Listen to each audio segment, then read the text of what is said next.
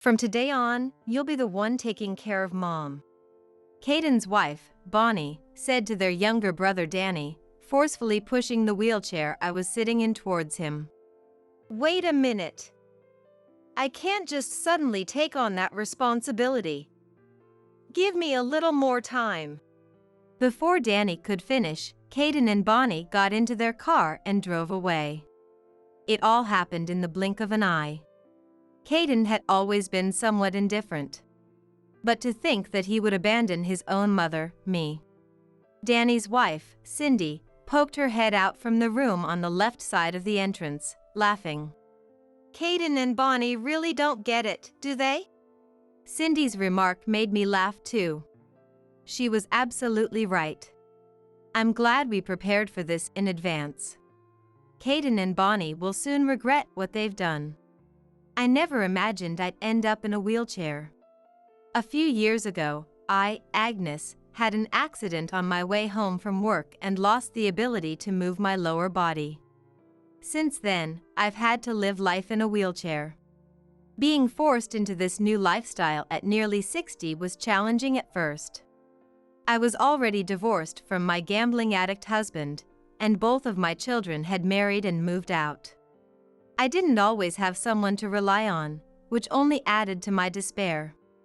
During this time, my younger son Danny and his wife Cindy were there for me. Mom, are you okay?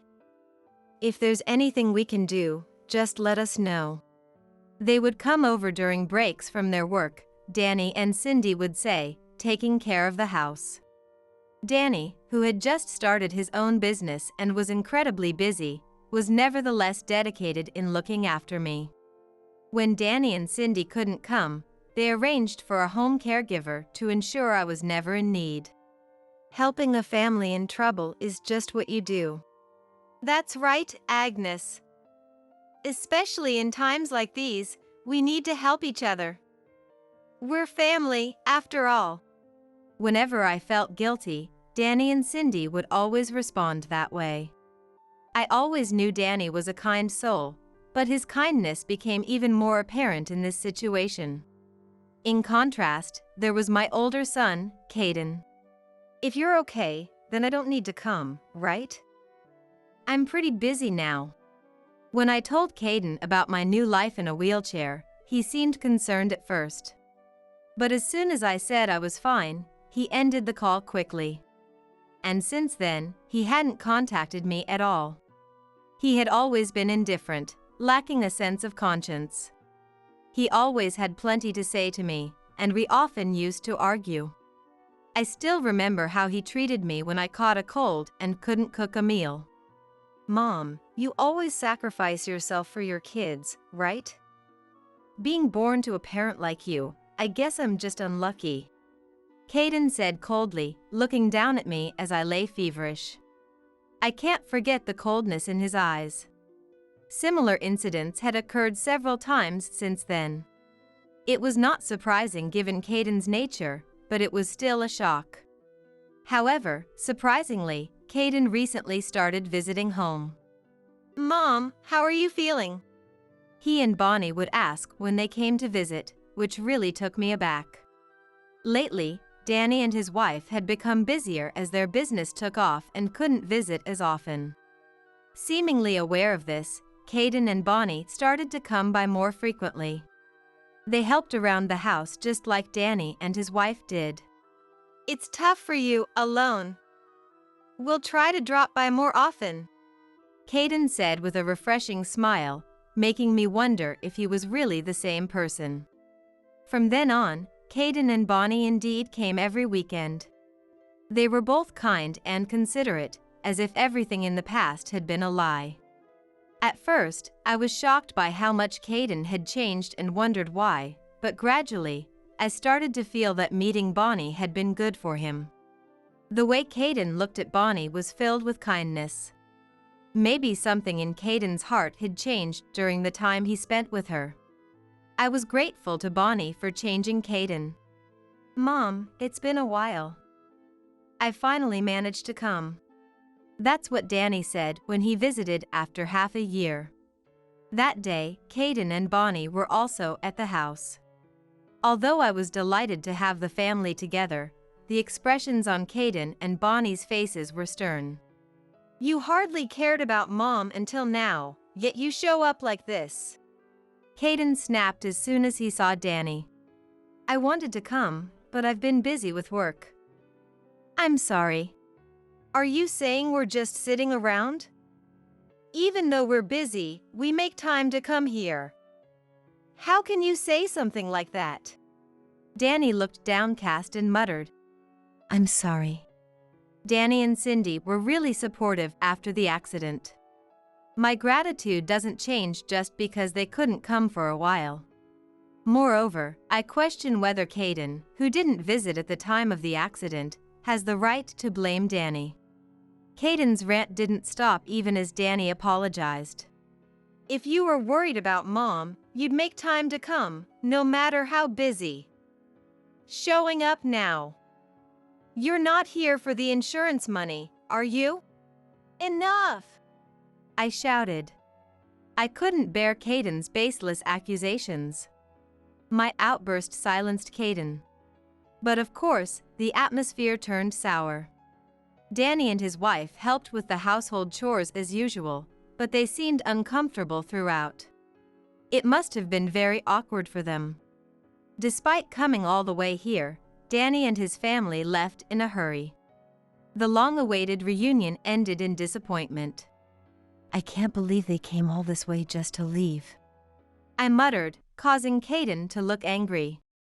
They're strange, showing up out of the blue like that. That's not true.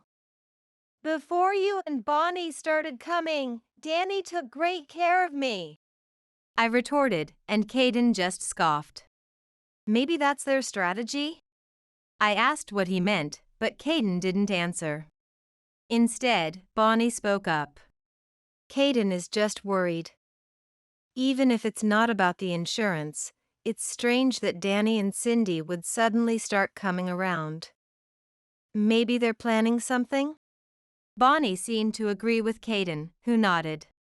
Maybe their company isn't doing so well. So, they're trying to cozy up to you, hoping for some financial help. Stop it! I couldn't bear to listen any longer. Raising my voice made Caden and Bonnie quiet down. Thank you for helping, but I think it's best if you leave for today. I practically forced Caden and his wife out. Why did it have to come to this? I was so sad I felt like crying. A few days later, I received a phone call. It was Cindy. Agnes, I need to talk to you. You might not believe this, but... Cindy started speaking seriously. Her voice more severe than I'd ever heard, stirring up anxiety. Actually, the last time we were over, I overheard Caden and Bonnie saying, soon this house will be ours. It seems like they're planning to drive you out. I was so shocked, I couldn't think straight. Cindy apparently heard Caden and Bonnie talking. Just a little more convincing, and we can get Mom out. Then this house will be ours. Old folks will believe anything if you're convincing enough, it's easy. They were laughing about it, according to Cindy. I can't believe it. I didn't doubt Cindy, but it was hard to believe. That Caden would deceive me for the sake of the house. I understand how you feel. But please, look at this. The screen of her phone lit up. It seemed Cindy had sent me a video. While on the phone, I watched the video. There were Caden and Bonnie, saying what Cindy had just told me. I nearly collapsed from shock. Caden's change of heart was just a ruse to deceive me. If he could get me out, the house would be his. He had been kind to me, trying to gain my trust for that purpose. I had almost fallen for their scheme. While I was silent, Cindy spoke up again. So I have a suggestion. What if we demolish the house? If you don't want to hand it over to Caden and Bonnie, demolishing it might be an option. Danny's voice faintly reached me from the background. It seemed like Cindy had put the phone on speaker, and now Danny's voice came through more clearly. "Sorry for bringing this up so suddenly," he said, then started to speak. "The house is old, isn't it? I've always wondered what your plans were to do with it. If you're not thinking of passing it on to Caden or me, maybe it's a good idea to just clear the land." The sudden proposal left me feeling quite bewildered. I hadn't given much thought to what to do with the house. I assumed the children would decide. That's what I had in mind. So being asked to make a decision so suddenly left me puzzled. It's a big decision, so take your time. But please be careful around Caden and Bonnie. You never know what they're planning. With those parting words, Danny hung up. For about a week, I pondered deeply. This house was bought with hard work by both of us before my husband got hooked on gambling. It's filled with both good and bad memories. What's the best thing to do? While caressing the pillar where Caden and Danny's heights were marked, I kept thinking. Even during that week, Caden and Bonnie kept visiting. Danny and Cindy have been coming around a lot lately. Wonder what they're up to. Maybe they're after your money. You shouldn't give in to them. Bonnie's smile stirred anger within me. It's you two who are trying to take from me, isn't it? I endured and tried to behave normally. Knowing Caden and Bonnie's true intentions made their kindness feel deceitful. Rather than letting Caden and Bonnie have their way with the house, I might as well. I made up my mind, picked up my mobile phone, and made a call. After a while, Caden and his group came to the house again. As soon as they entered, Caden started calling Danny. "Danny, I have something important to discuss. Can I come over to your place?" Caden spoke briefly with Danny and then hung up. "We'd like to have an important discussion with Danny and his family. It involves you, Agnes, so we'd like you to join us." With those words, Bonnie smiled. I obediently got into the car, as told. It took about 3 hours to drive to Danny's house. Danny and Cindy had been commuting this distance for us. Thinking about it made me feel grateful yet somewhat guilty, a strange mix of emotions. Upon reaching Danny's house, without waiting for Bonnie and me to get out of the car, Caden briskly walked towards the entrance. As soon as Danny appeared, Caden said, "From today on, you'll be the one taking care of Mom." Bonnie pushed the wheelchair I was sitting in towards Danny, as if thrusting me at him. "Just wait a minute. You can't just spring this on me. We need to talk more." Danny was cut off mid-sentence as Bonnie began to speak. "This is assisted living, isn't it? It was so difficult to get here with the house being near the mountains. We've done our part in taking care of Agnes. Now it's your turn." With a dismissive smile, Bonnie said this and then she and Caden got into their car and left. It all happened so fast. Left behind, I was welcomed into Danny's home. "I can't believe they actually left you," Danny murmured with disappointment. Footsteps echoed as Cindy came out of a room on the left side of the entrance. Laughing. "Caden and Bonnie really don't get it, do they?" Cindy laughed so much that I ended up laughing too. I wondered how they would react when they realized things didn't go as they planned. Just imagining it made me laugh even more. Danny, who had believed in Caden until the end, watched us with a complex expression. "Mom! What's going on?" It was about 5 days after I was kicked out of the house that I got a call from Caden. "What's wrong? What's going on?" I tried to sound as calm as possible. Caden seemed irritated. "What do you mean, what's going on, damn it?" he muttered. "Just now, some company showed up at the house saying they're starting demolition work and kicked us out." The company Caden was talking about must have been the one I had arranged.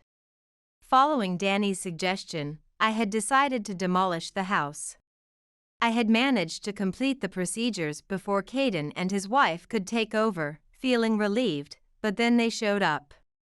What's going on?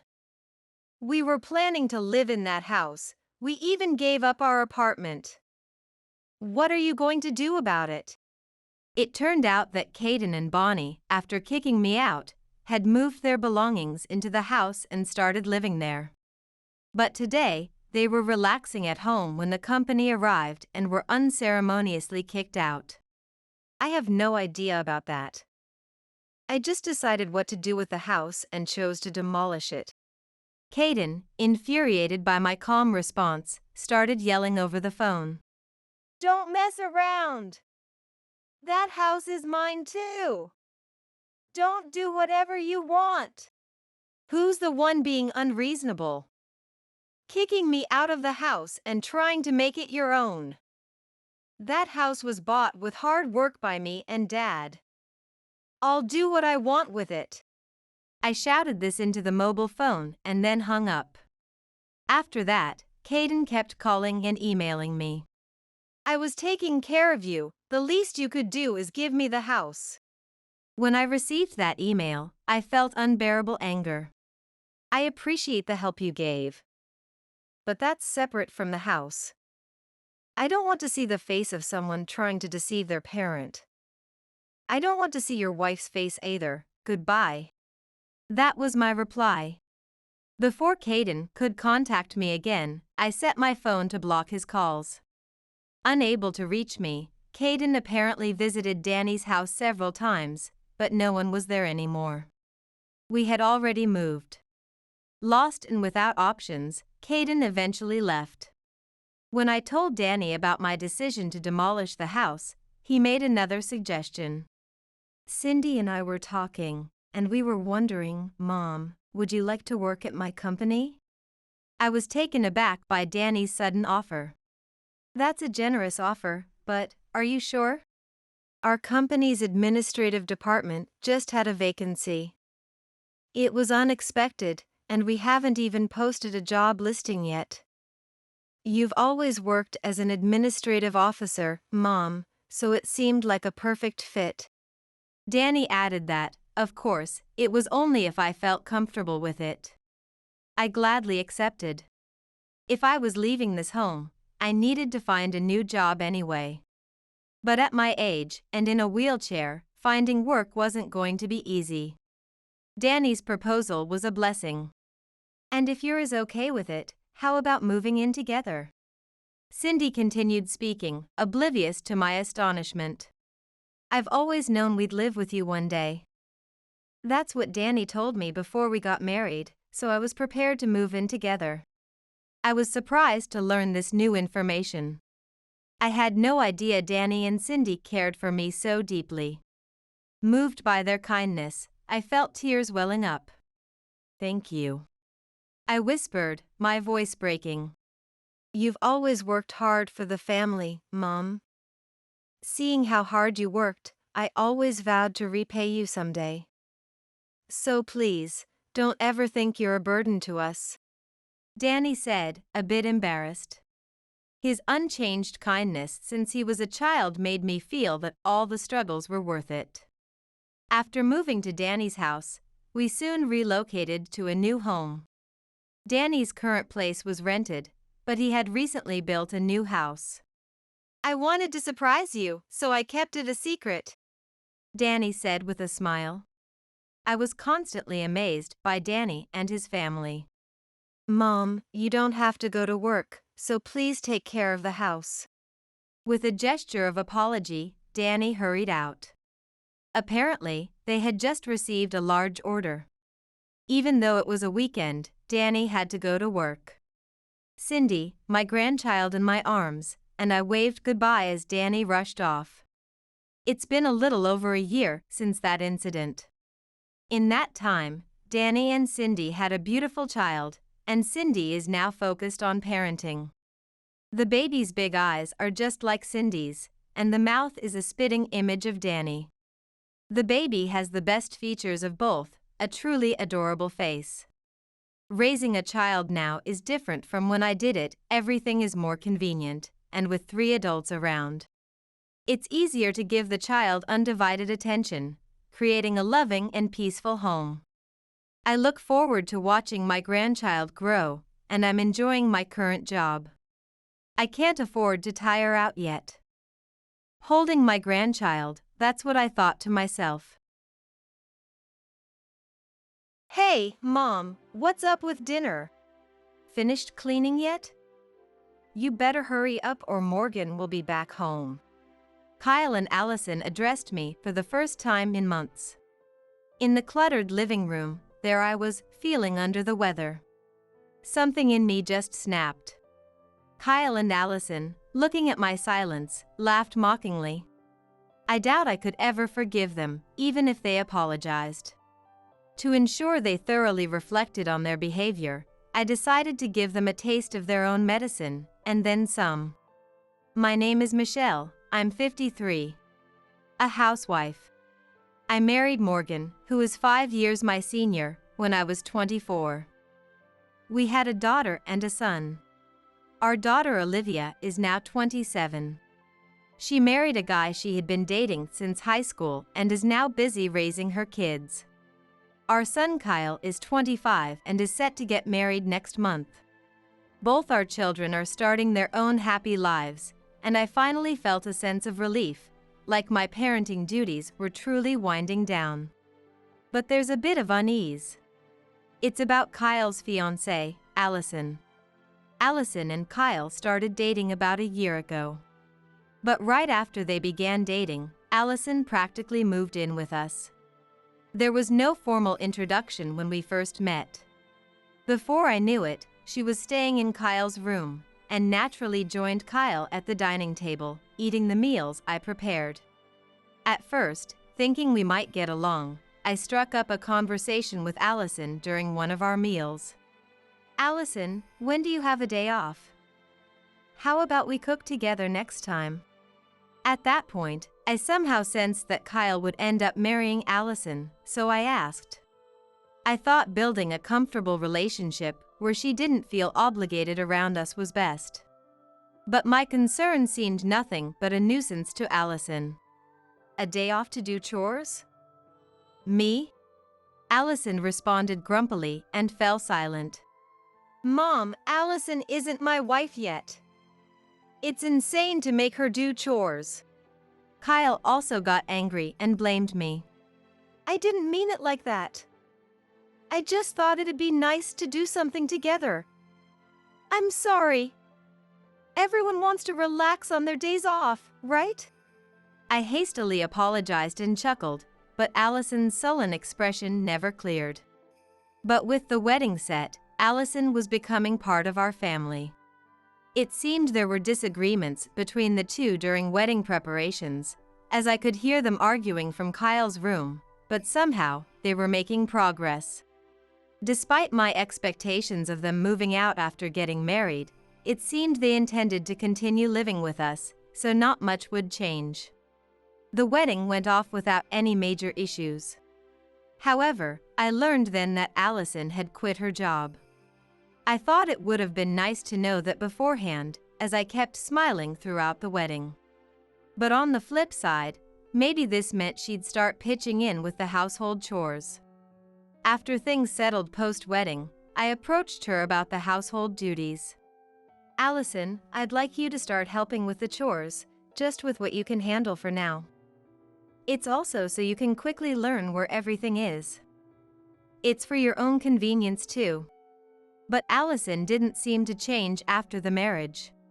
She just wore the same displeased expression in response to my words.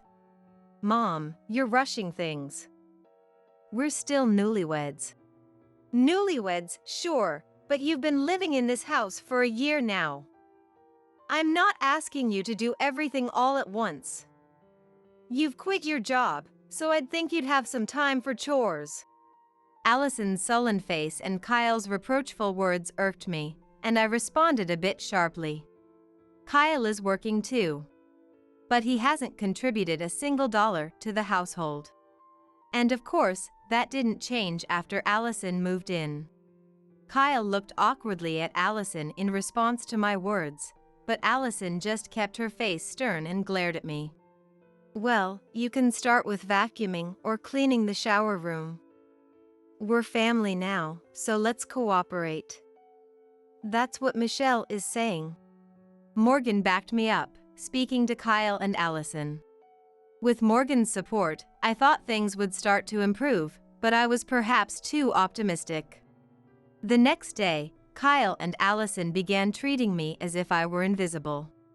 As for Allison helping with the chores, not really.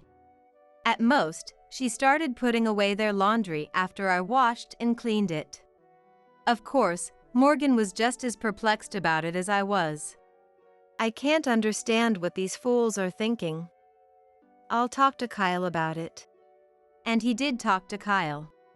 However, Allison doesn't want to talk to Michelle, was the reply I got, and it just added to my frustrations. Of course, during all this, Morgan had suggested they move out and try living on their own. But Kyle rejected this idea, saying it would be a waste of money. He doesn't seem to realize that living in your parents' home isn't meant to be free. Kyle and Allison continued their usual ways, never cleaning or tidying up. Kyle, please tidy up a bit. Allison, could you help with preparing the meal? Kyle, look at this video, it's hilarious. Even when I spoke, Allison wouldn't take her eyes off her mobile phone. Instead, she blatantly ignored me. But if I gave up now, it would be the end of us as a family. Morgan told me to just let it be, but I kept trying to communicate. However, 3 months of being ignored by Kyle and Allison took its toll, and the daily stress made me ill. I couldn't get up due to severe dizziness and a headache, and I couldn't do the cleaning or laundry. Just take it easy and rest. You need a break once in a while, Morgan said with a smile before leaving for work, and I decided to take his advice and rest. What the heck? No cleaning done? But I was awakened by Allison's loud voice. What? No breakfast either? Some housewife mom is. I get lectured, yet LOL, which mouth is she talking out of? It seemed Kyle and Allison had woken up. They spoke ill of me loudly enough for me to hear, laughing boisterously. Tears welled up in my eyes. I didn't want to cry out of frustration, but it seemed like I had been pushing myself too much. And then it was evening that day. After resting the whole day, I got a call from Morgan. Michelle, how are you feeling? Sorry, I said I'd bring dinner, but some urgent work came up, and I won't be home until after 8 p.m. Oh, is that so? Sorry for making you worry. I'm feeling a bit better, so it's okay. I'll try to get home as soon as I can. Just rest up, Morgan said and hung up the phone. He must have been in a hurry, taking the time to call amidst his busy schedule. I'm truly grateful that Morgan is always on my side. As Morgan suggested, I decided to rest up and wait for him to come home. I stepped out of the room a bit. And I was shocked when I passed through the living room. Candy wrappers and pizza boxes were scattered around, left as they were. Pajamas were thrown on the sofa, left where they were taken off, and there was no sign of vacuuming. Kyle was at work, so it must have been Allison's doing. Just then, Kyle came home. He sighed with a look of annoyance when he saw me. You're back. I greeted him, but no response. Allison, sensing Kyle's return, came down from the upstairs. And just like Kyle, she sighed with annoyance upon seeing me. Allison, please tidy up, I said, but of course, Allison ignored me as usual. Time passed, and the living room remained a mess. With a resigned look on my face, knowing that my words were futile, I stepped into the room. Hey, Mom. What about dinner? Kyle spoke to me for the first time in months. But of course, I didn't feel like responding. Hey, ignoring me? That's pretty rude. Kyle snapped at my silence. Then, Allison looked at me and said, "Finished cleaning yet? You better hurry up or Morgan will be back." She said this, mocking me, laughing as she stood in the cluttered living room. What kind of people are they? They probably can't even imagine that I fell ill because of Kyle and Allison.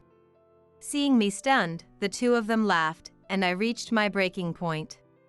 From that day on, I decided to completely ignore the two of them. I used to do their laundry and cook for them, but not anymore. I told Morgan about this decision along with the day's events last night. Morgan was frowning, arms crossed, but he said I could do as I pleased. So today, I prepared dinner just for Morgan and myself and set the table. "What do you mean there's no food for us? Is this some kind of harassment?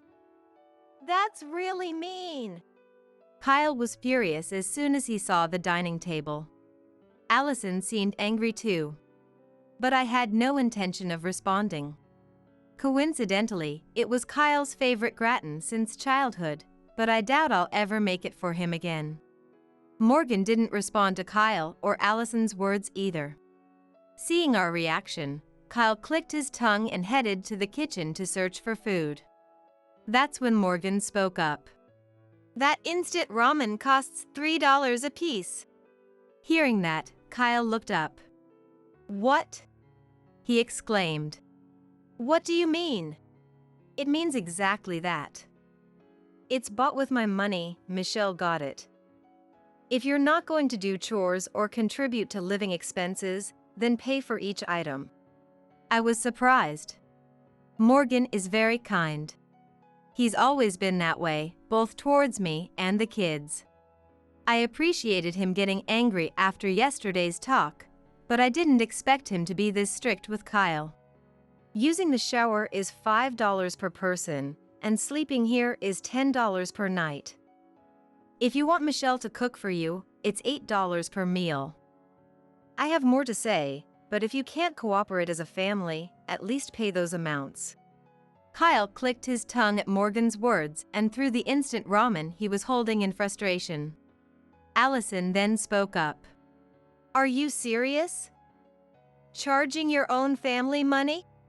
But Morgan calmly responded, "It's Kyle and Allison who've been exploiting the family without contributing. Michelle and I have said this countless times.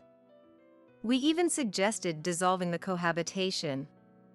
If you still want to live here, then it's only fair to pay the equivalent value."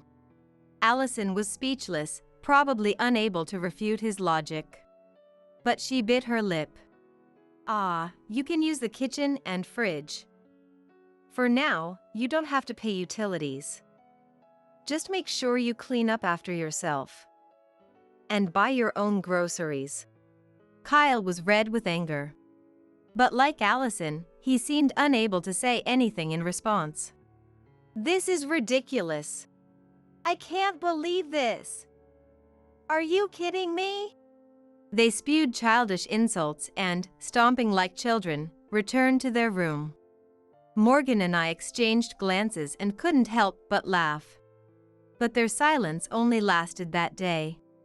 The next day, they resumed using the shower and staying overnight as if nothing had changed. Allison showed no signs of cooking, and the frozen food and instant noodles I bought kept disappearing. Of course, they still hadn't paid a dime. I didn't want to talk to them anymore, so I said nothing about it. A few days later, Kyle and Allison were set to go on their honeymoon. I had intended to give them some money if we had a good relationship, but that was no longer the case. Don't expect any souvenirs. I wish we never have to come back.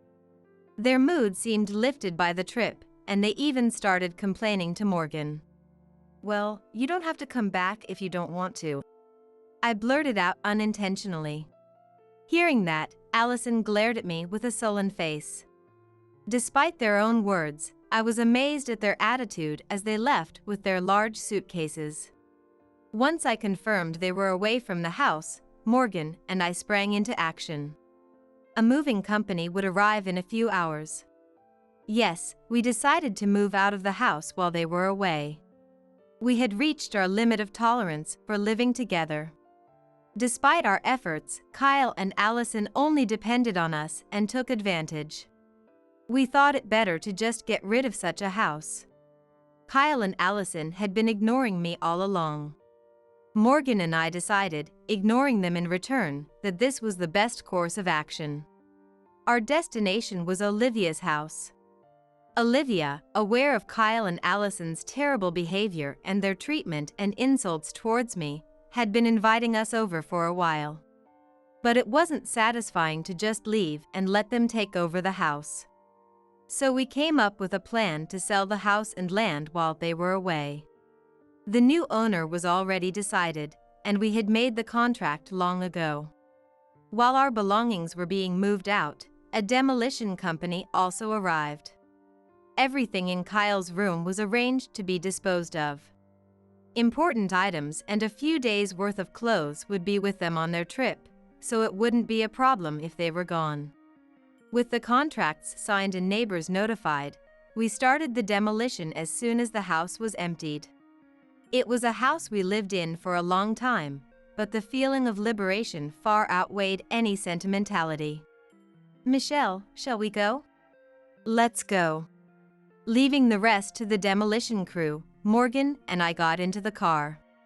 Together with the moving company, we headed to Olivia's house. And a week later, the place where the house stood was already cleared and turned into an empty lot. And today was the day Kyle and Allison were returning from their trip. As expected, from the evening they arrived at what used to be their home, our phones started ringing. But neither Morgan nor I answered the phone. They must be panicking now that they've found the house gone. Soon enough, Olivia's phone also started ringing. Of course, it was Kyle. Olivia answered the phone with a smile. Yes? Olivia, it's terrible. The house is gone. Kyle's panicked voice from the get-go made me inadvertently laugh. Olivia, with a grin, responded to Kyle. The house is gone. What do you mean? Her exaggerated acting made me want to laugh even more. Anyway, there's nothing here. Dad and Mom are gone too. Then, from the other end of the line, Allison spoke. Olivia, you know something, don't you? Olivia responded irritably to that. Allison, even if I did know, why would I have any obligation to tell Kyle and you? I know how you've been troubling Dad and Mom. Wait, so Olivia, you were on their side? Kyle's words made Olivia laugh. Side? It's just the truth. Morgan intervened just as it seemed the phone call would turn into an argument. After switching the phone from Olivia, he began to speak. Anyway, the house is gone as you see. This means the cohabitation is over. Dad, how can you do this without consulting us? I'm your son. The house that Grandpa passed down should have been mine to inherit. This is outrageous. I was flabbergasted by Kyle's words. Morgan, sitting beside me, started to laugh heartily. What is Kyle talking about?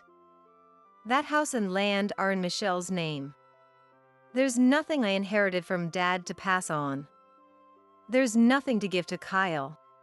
What do you mean? That house, Mom's property?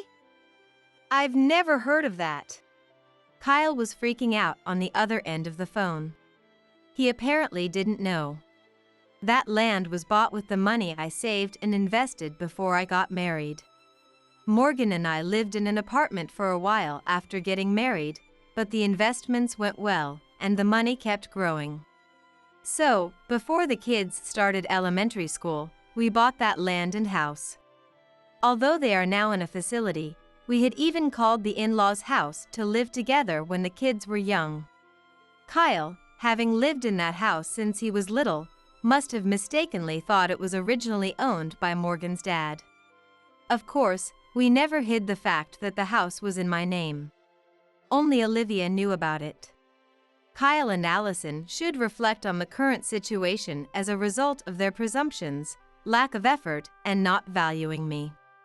Raising your voice will only disturb the neighbors, so find a hotel or sleep outside today, whatever you prefer. Wait, Dad. Ignoring Kyle's words, Morgan hung up the phone. Haha, it's their own fault, isn't it? Olivia was laughing so hard, clutching her stomach. I, too, couldn't help but smile at the thought of the two of them in despair. The next morning, early on, Olivia's house doorbell rang. Predictably, it was Kyle and Allison. Should I handle this? Olivia's husband offered, but Morgan and I shook our heads. We can't impose on you any further. We'll handle it, it's fine. Morgan and I stood at the front door. To avoid disturbing the neighbors, we decided to speak at the entrance. As I unlocked the doorknob turned with incredible force. I braced myself, thinking Kyle would lash out, but Morgan shielded me. Contrary to our expectations, as soon as Kyle burst in, he immediately began apologizing deeply. Dad, Mom, I'm truly sorry. We were wrong. Next to him, Allison, also in tears, sobbed. We never realized how upset Morgan and Michelle were. We meant it as a joke, but we hurt you, and we're truly sorry. Their words only infuriated me more. A joke? You freeloaded for a year and then ignored me for 3 months. You think you can pass that off as a joke? We're apologizing, aren't we? An apology doesn't fix anything. I've warned you both repeatedly. You never listened to any of those warnings. Morgan's shout made Kyle and Allison freeze. Let me make one thing clear. The money I've spent so far has gone to living expenses and tuition. Now, all the property and savings are in Michelle's name. Everything that Kyle and Allison have ignored and made Michelle suffer for is Michelle's. Don't even think about inheriting anything. Kyle and Allison turned pale and started trembling at those words. I had never seen Morgan display such anger. Feeling blessed to have Morgan, who was so fiercely protective, I simultaneously wondered how we ended up raising such a monster like Kyle. I pondered if our parenting was flawed, even though I had thought I gave both Olivia and Kyle the same love and care. It made me think that perhaps there is an inherent nature in people. Kyle and Allison, ejected from Olivia's house, left without the initial vigor, dragging their large suitcases behind them. Apparently, they had splurged on their honeymoon and had no money left even to rent an apartment. They were distributing honeymoon souvenirs while asking friends for money, which I found utterly exasperating. What a miserable couple they were. Kyle and Allison, having lost their home, money, and parents. For now, they seemed to be staying in an internet cafe, but apparently, they once couldn't pay the fee and called Olivia. It's none of my business. Why don't you sell your rings and make some money yourselves? Olivia said this to me, laughing as she recounted pushing them away. I didn't know this, but apparently, Kyle and Allison's wedding rings were from a high-end brand, embedded with diamonds. They could surely pay the rent for an apartment if they sold those, but I can't understand their mentality of begging others without sacrificing anything they own. Olivia said. I certainly agree with that. After that, the calls ceased. They probably did as Olivia suggested, selling rings or bags to get a house. They need to learn the hard work of paying for utilities and doing household chores themselves. Morgan and I continue to live happily at Olivia's house. Morgan seems to enjoy drinking with Olivia's husband, and I thoroughly enjoy my new life playing with grandchildren, having lunch with Olivia, and more. To not trouble Olivia with inheritance issues, I've been paying for living expenses, and we plan to go on many family vacations. Though Morgan and I are still young, we want to spend our twilight years using up our money, leaving behind plenty of joyful memories, ready for our departure to heaven. I was sick in bed, which caused a huge delay in preparing for Christmas. While I was busily working, my husband Oliver had gone out somewhere. Entering Oliver's room, I noticed a bag sticking out of a drawer. I picked it up. Inside the bag was an SD card. Seeing it placed with a message card that read "For Oliver," I had a bad feeling. Just as Oliver returned home, I waited for him to take a shower and sneaked back into his room to check the contents on the computer. "What is this?" I was shocked at the footage. At the same time, anger surged through me. I'm going to divorce him. Determined, I gathered our relatives at our home the next day. "Now, please look at this." As my voice caught the attention of the relatives and Oliver towards the TV, I pressed the play button. The scene that appeared left our relatives speechless and Oliver pale. Why? To Oliver, who turned to me in disbelief, I smiled and handed him the divorce papers. "I will never forgive him, I'll make him regret this. My name is Sophia. A 34-year-old housewife. My parents passed away early, but thanks to a large inheritance and the kindness of the neighbors, I could pursue my dream job as a preschool teacher. I resigned from teaching when I was 30. To marry my childhood friend, Oliver.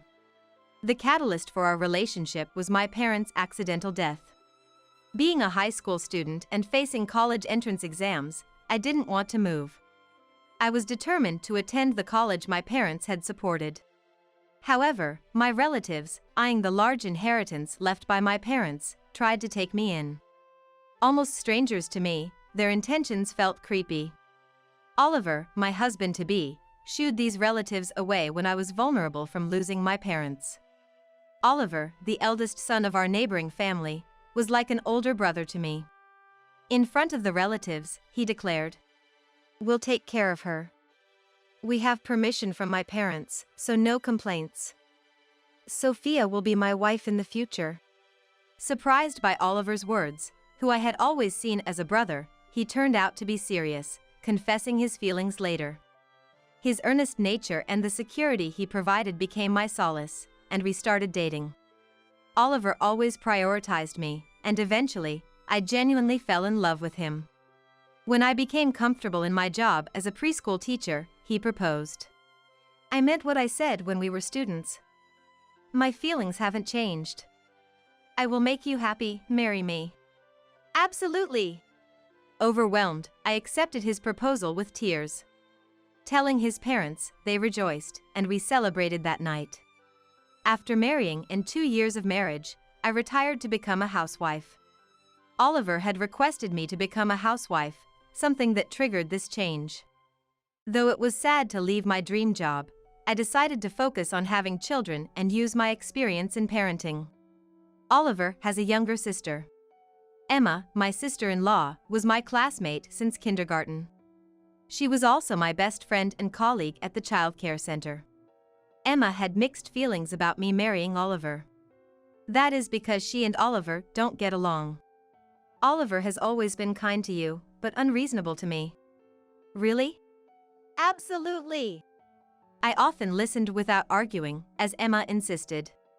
According to Emma, she was delighted to have me as a relative. But not as Oliver's wife.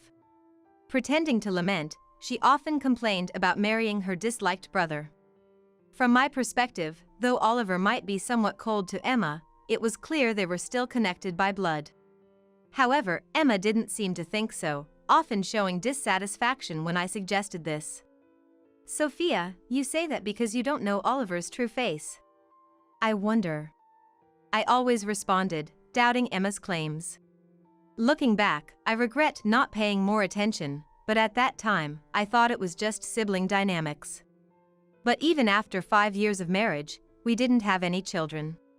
Then, I noticed a gradual change in Oliver's attitude. At first, he complained about our housework being split equally since I became a housewife, and soon, I was doing 90% of it. Without kids and just relaxing at home all day, you could at least do a bit more housework, right? These unkind words, something the old Oliver would never say, hurt me, but I accepted them as my duty as a housewife. From there, Oliver started to push more household responsibilities on me, citing my role as a housewife. One day, while visiting my in-laws, Oliver suddenly started belittling me, laughing. "Sophia's cooking is just awful. And her cleaning is so sloppy, can't she do something about it?" The living room fell silent, but Oliver didn't notice. In fact, he began to mock me even more. "The laundry is also carelessly done, she hardly works at all for a housewife." I could feel Emma getting irritated beside me. Isabella, my mother-in-law, smiled, but her eyes weren't laughing. I had to say something. "I might be a bit absent-minded at times, so maybe Oliver finds me lacking in some ways. But there's a way to say things." Emma glared at Oliver as she spoke. Oliver glared back, and the living room atmosphere turned tense. Then Lucas, as my father-in-law, began to speak calmly. "A husband should help with his wife's shortcomings. Besides, Sophia always helps us out a lot." Oliver, discontented, kept quiet at Lucas's words. Emma was still angry, but Isabella calmed her down. The mood was ruined because of Oliver's words. I tried to lighten the mood, clapping my hands and smiling. "Hey! I made a cake, would you like to have some? Sophia's cakes are delicious. I'm so happy, let's eat." Emma's mood brightened instantly, and I felt relieved. Then Isabella, Emma, and I moved to the kitchen.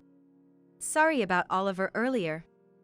We know how hard you always work, Sophia. Don't push yourself too much." "Isabella, thank you." Isabella's kind words almost brought me to tears. Returning to the living room, Oliver sat turned away, looking more upset than before. "I brought the cake." "I don't want it." "But it's your favorite pumpkin cake." "I said I don't want it." As Oliver yelled, the plate with the cake disappeared from my hands. Looking down, the smashed cake was stuck to the floor. "Oliver! Apologize to Sophia. It's her fault for forcing it on me." Oliver, though looking confused, refused to apologize to me. I was a little saddened. He used to apologize immediately in the past. "That's awful. Sophia, you should divorce him." "What? Don't be ridiculous. It's not your decision to make." Emma and Oliver started bickering, ignoring me, and their argument heated up. "Unlovable women can't get married. When I get married is none of your business." I desperately tried to calm down the shouting Emma. Oliver, looking at us in disdain, laughed and left, saying he was going out for a drink. "Oliver's been going out a lot lately. Yeah, he never tells me where he's going." "Don't worry too much, I'll ask around too." I thanked the ever-kind Isabella. My in-laws always doted on me, treating me like their own daughter. They scolded me when I was wrong, feeling like a second set of parents. Part of the reason I married Oliver was because of my relationship with my in-laws. The thought of becoming a family with my beloved in-laws and Emma made me happy. But it was true that I still loved Oliver. However, since then, Oliver's treatment of me became increasingly harsh. "I'm going out." "Again? Where have you been going every weekend recently?" "Anywhere I want." After a while, Oliver started going out somewhere every weekend. Sometimes even staying overnight, but he stubbornly refused to tell me where. Moreover, he was always angry, and our usual conversations diminished. I once asked if I had done something wrong. But I never got a satisfying answer. Amidst this, as Christmas approached, I fell ill. Isabella came to help at our house. It took about a week to fully recover, and I had to start preparing for Christmas slowly, dragging my heavy body around, since Oliver wouldn't help. I was sick in bed, which caused a huge delay in preparing for Christmas. While I was busily working, Oliver had gone out somewhere. Entering Oliver's room, I noticed a bag sticking out of a drawer. I picked it up. Inside the bag was an SD card. Seeing it with a message card that read "For Oliver," I had a bad feeling. Just as Oliver returned home, I waited for him to take a shower and sneaked back into his room to check the contents on the computer. What is this? I was speechless at the footage. At the same time, anger surged through me. I'm going to divorce him. Determined, I gathered our relatives at our in-laws' house the next day. Now, please look at this. As my voice directed the relatives and Oliver towards the TV, I pressed the play button. The scene that appeared left our relatives speechless, and Oliver turned pale. Why? As Oliver looked at me in disbelief, I smiled and handed him the divorce papers. I will never forgive him, I'll make him regret this. Seeing the divorce papers, Oliver's face turned even bluer. Wait, hold on. Divorce is too sudden. What are you talking about? After seeing that video, there's no other option but divorce. Oliver felt silent at my words. The content of the SD card was a childbirth scene. Of course, it wasn't mine. A young woman was struggling through labor. At first, I wondered why such a thing existed, but then I recognized the man beside the woman. It was unmistakably Oliver, stroking the woman's head and encouraging her. Keep going! I couldn't mistake Oliver's voice, having known him since childhood. This is... I was just standing in, it's not what you think. Don't lie to me. I turned up the volume on the TV. Then a conversation between the woman and Oliver filled the living room. Evelyn! It's almost time! Our child is about to be born! Oliver, yes, I'll keep going! After their conversation, a baby's cry could be heard. Then Oliver kissed the woman named Evelyn, thanking her repeatedly. You did great. You worked so hard. I did it for you, my love. I love you too. Oh, Evelyn. I can't wait to live with you and our child. Me either. After saying that and kissing again, the video stopped. The relatives in the living room were stunned, and my in-laws and Emma were visibly trembling with anger. Well, after watching this, no one would believe he was just standing in as a proxy. I just got carried away. It was just an act of a father. Lucas is usually a calm person, suddenly stepped forward and slapped Oliver. Oliver held his cheek in shock. Lucas was a gentleman who only got angry when necessary, and had never resorted to physical action. Everyone was surprised by this. Do you understand what you're saying? Don't you feel sorry for Sophia? But this is... Even then, Oliver tried desperately to explain himself. Emma spoke up in a calm voice. I've always disliked you, but I thought I could maintain our relationship if you cherished my best friend. But someone who hurts my important friend can't be considered family. I'm cutting ties with you. At Emma's words, Oliver's face turned red with anger. You, a younger sister, are so presumptuous. If you want to cut ties, go ahead. It's a relief. Then I'll cut ties too. Oliver froze at Isabella's words, said with a smile. He tries to hide it, but Oliver is quite the mama's boy. I like Isabella too, so it never really bothered me, but to be honest, I didn't really like how he clung to her, even nearing 40. Oliver seemed bewildered by Isabella's declaration of cutting ties. But I'm the eldest son, right? Mom, you're joking about cutting ties, right? Do you think I'm someone who would joke in this situation? No. Isabella never lost her smile. That made it even scarier, and the whispering relatives straightened up and began listening quietly to her. Isabella continued in a calm and steady voice. Don't worry about us. After all, we have Sophia. If she remarries someone wonderful and has children, they will be our grandchildren. What? If she divorces, she's a stranger, right? Not just Isabella, but Lucas, Emma, and I all sighed heavily at Oliver's response. In fact, after marrying, I had been legally adopted by my in-laws. It wasn't necessary, but my own relatives, eyeing my parents' inheritance, often pressured me into an adoption agreement. Your parents' inheritance is yours to use as you wish. But to protect you from those relatives, why don't you consider being legally adopted by us? After my parents passed away, my in-laws never asked me for money. I had prepared tuition and living expenses from my inheritance and gave the living expenses to my in-laws. However, they didn't touch it, saying it was important money, and when I got a job, they even added a celebration gift and returned it to me. I initially refused, but they insisted, so I gratefully accepted. Because of this history, I trusted Isabella's words. That's why I consulted with Oliver and got legally adopted right after our marriage. It seemed Oliver had completely forgotten about it. No, but even if I was adopted, I'm the eldest son, the real child. That's right. I have a child. This house is mine. Oliver, as if he had remembered something important, was met with laughter from Isabella. What are you talking about? As of today, you are no longer my child. Well, legally you'll still be my child, but we'll have to renounce your inheritance. Oliver was speechless at the decisive words. Tears streamed down his face from the rejection of his beloved Isabella. I added to Oliver's misery. By the way, do you know why I called everyone here today? Oliver looked at me, puzzled. His tear-stained face was dirty. I felt a bit pathetic for having loved such a pitiful man. Christmas was always celebrated at my in-laws' house. They were landowners in the area, with many relatives nearby. There was no other place that could accommodate our large family of nearly 50 people.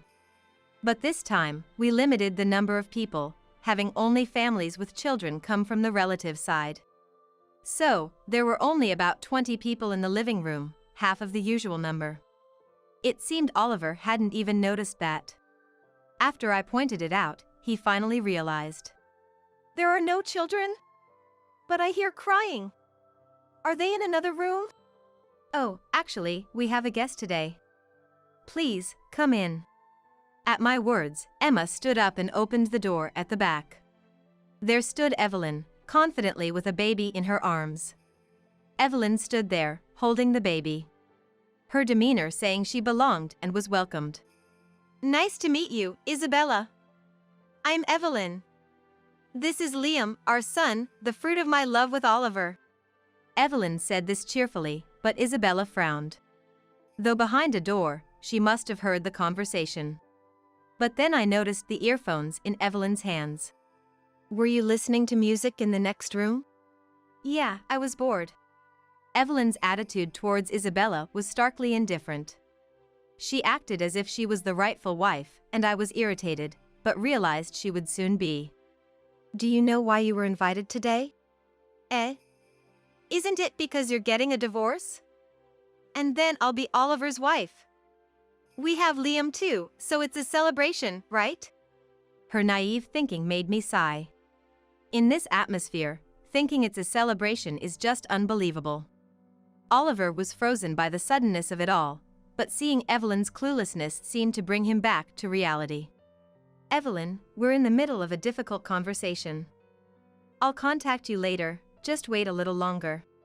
I can't wait anymore. Write the divorce papers now. Evelyn said this, handing a pen to Oliver. Then she looked at me, smirking in a mocking way. Sophia, was it? Thank you for your service until today. From now on, I will be the one receiving Oliver's love. Even with her triumphant tone, I just found it outright creepy. Since I saw that video of the childbirth scene, my love for Oliver is completely lost. I don't need his love, even if he begged me to take it. But to Evelyn, it seemed like I was regretful. Sorry about that. Oliver says I have firmer skin and am prettier to hold than you. He said you're like a skinny chicken. Evelyn laughed dismissively, with Oliver awkwardly trying to stop her. The onlookers' eyes were cold towards the two of them. I decided to respond with a smile and addressed Evelyn's comment. No, thank you for keeping him company. I don't need him anymore, so please take him. Evelyn's eyebrows twitched slightly at my words. She seemed about to say something, but I ignored her and continued. Well, you're getting a man who's about to be disowned, lose his house and job, and become poor. Evelyn's face clouded over. She probably thought that after Oliver and I divorced, she would stay in this house. While thinking how she would have known otherwise if she had listened earlier, I continued to smile at Evelyn.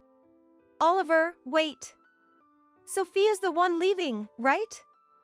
This is Oliver's house, right? I'm becoming your wife, right? You said I could be the housewife. Evelyn confronted Oliver. Oliver looked uncomfortable and avoided her gaze. Oliver, look at me.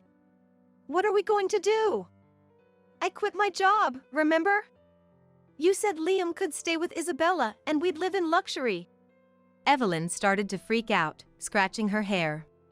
Startled by her shouting, Liam also began to cry, his cries echoing in the living room. I reluctantly took Liam from Evelyn and held him. He must be about 4 months old, just starting to hold his head up, and he was very cute. When I gently rocked him, he calmed down and fell asleep again. Relieved, I noticed Evelyn glaring at me. Give him back. That's my and Oliver's child. The grandchild of this house. He just fell asleep, so please don't raise your voice. While I was speaking, Evelyn snatched Liam back from me and returned him to the baby carrier. Liam woke up for a moment, but fell asleep again as Evelyn rocked him. I looked at her, relieved. Evelyn was glaring at me as if I were her sworn enemy. You think you can just take Liam away? You're useless. A woman who can't get pregnant should leave this house. At Evelyn's words, I realized Oliver hadn't told her about that incident. It was about why I quit my job as a preschool teacher. Evelyn, didn't Oliver tell you why we didn't have children? I don't know. Isn't it because you're not loved? Evelyn said this, looking triumphant. As if she was superior as a woman. But that didn't matter to me. Oliver was pale-faced in the background, but I continued, revealing the truth. Oliver, I've always been unable to have children. Evelyn's momentum stopped abruptly, as if it were a lie. The surrounding relatives were also stunned. Actually, I quit my job after having a miscarriage. I wanted children so badly, I went for a checkup for the first time when I tried to conceive. Oliver also had tests done with me. The results showed no issues with me, but Oliver had a condition making it difficult for him to have children. It wasn't impossible, but a natural conception was highly unlikely. The pregnancy we had was a miracle, but it ended due to genetic issues. I was sad, but wanted to try again.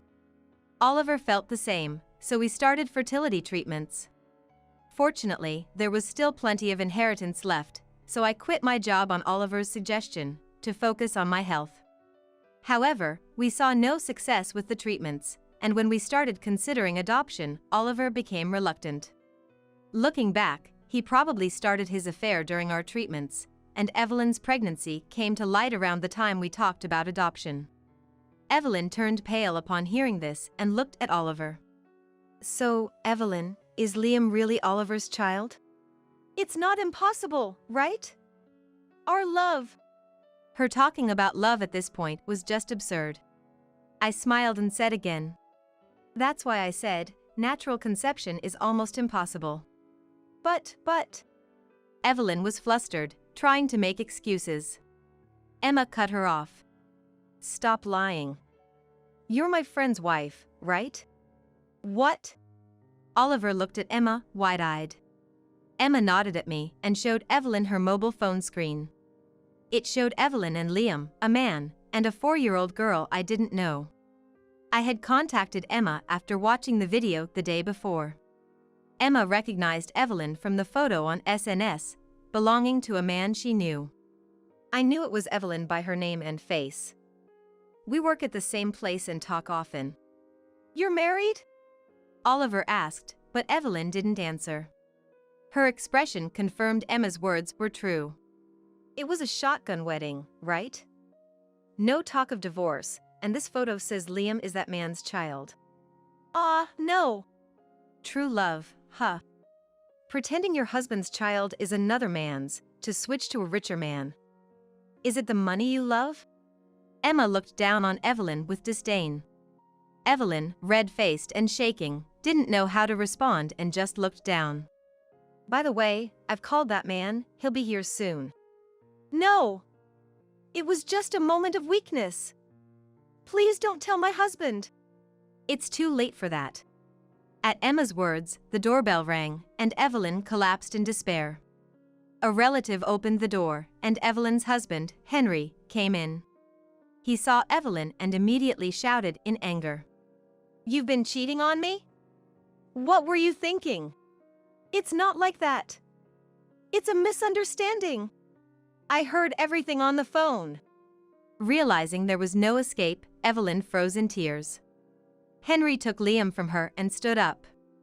Then apologized to us. My wife has caused you a lot of trouble. We will divorce. Wait, I don't want a divorce.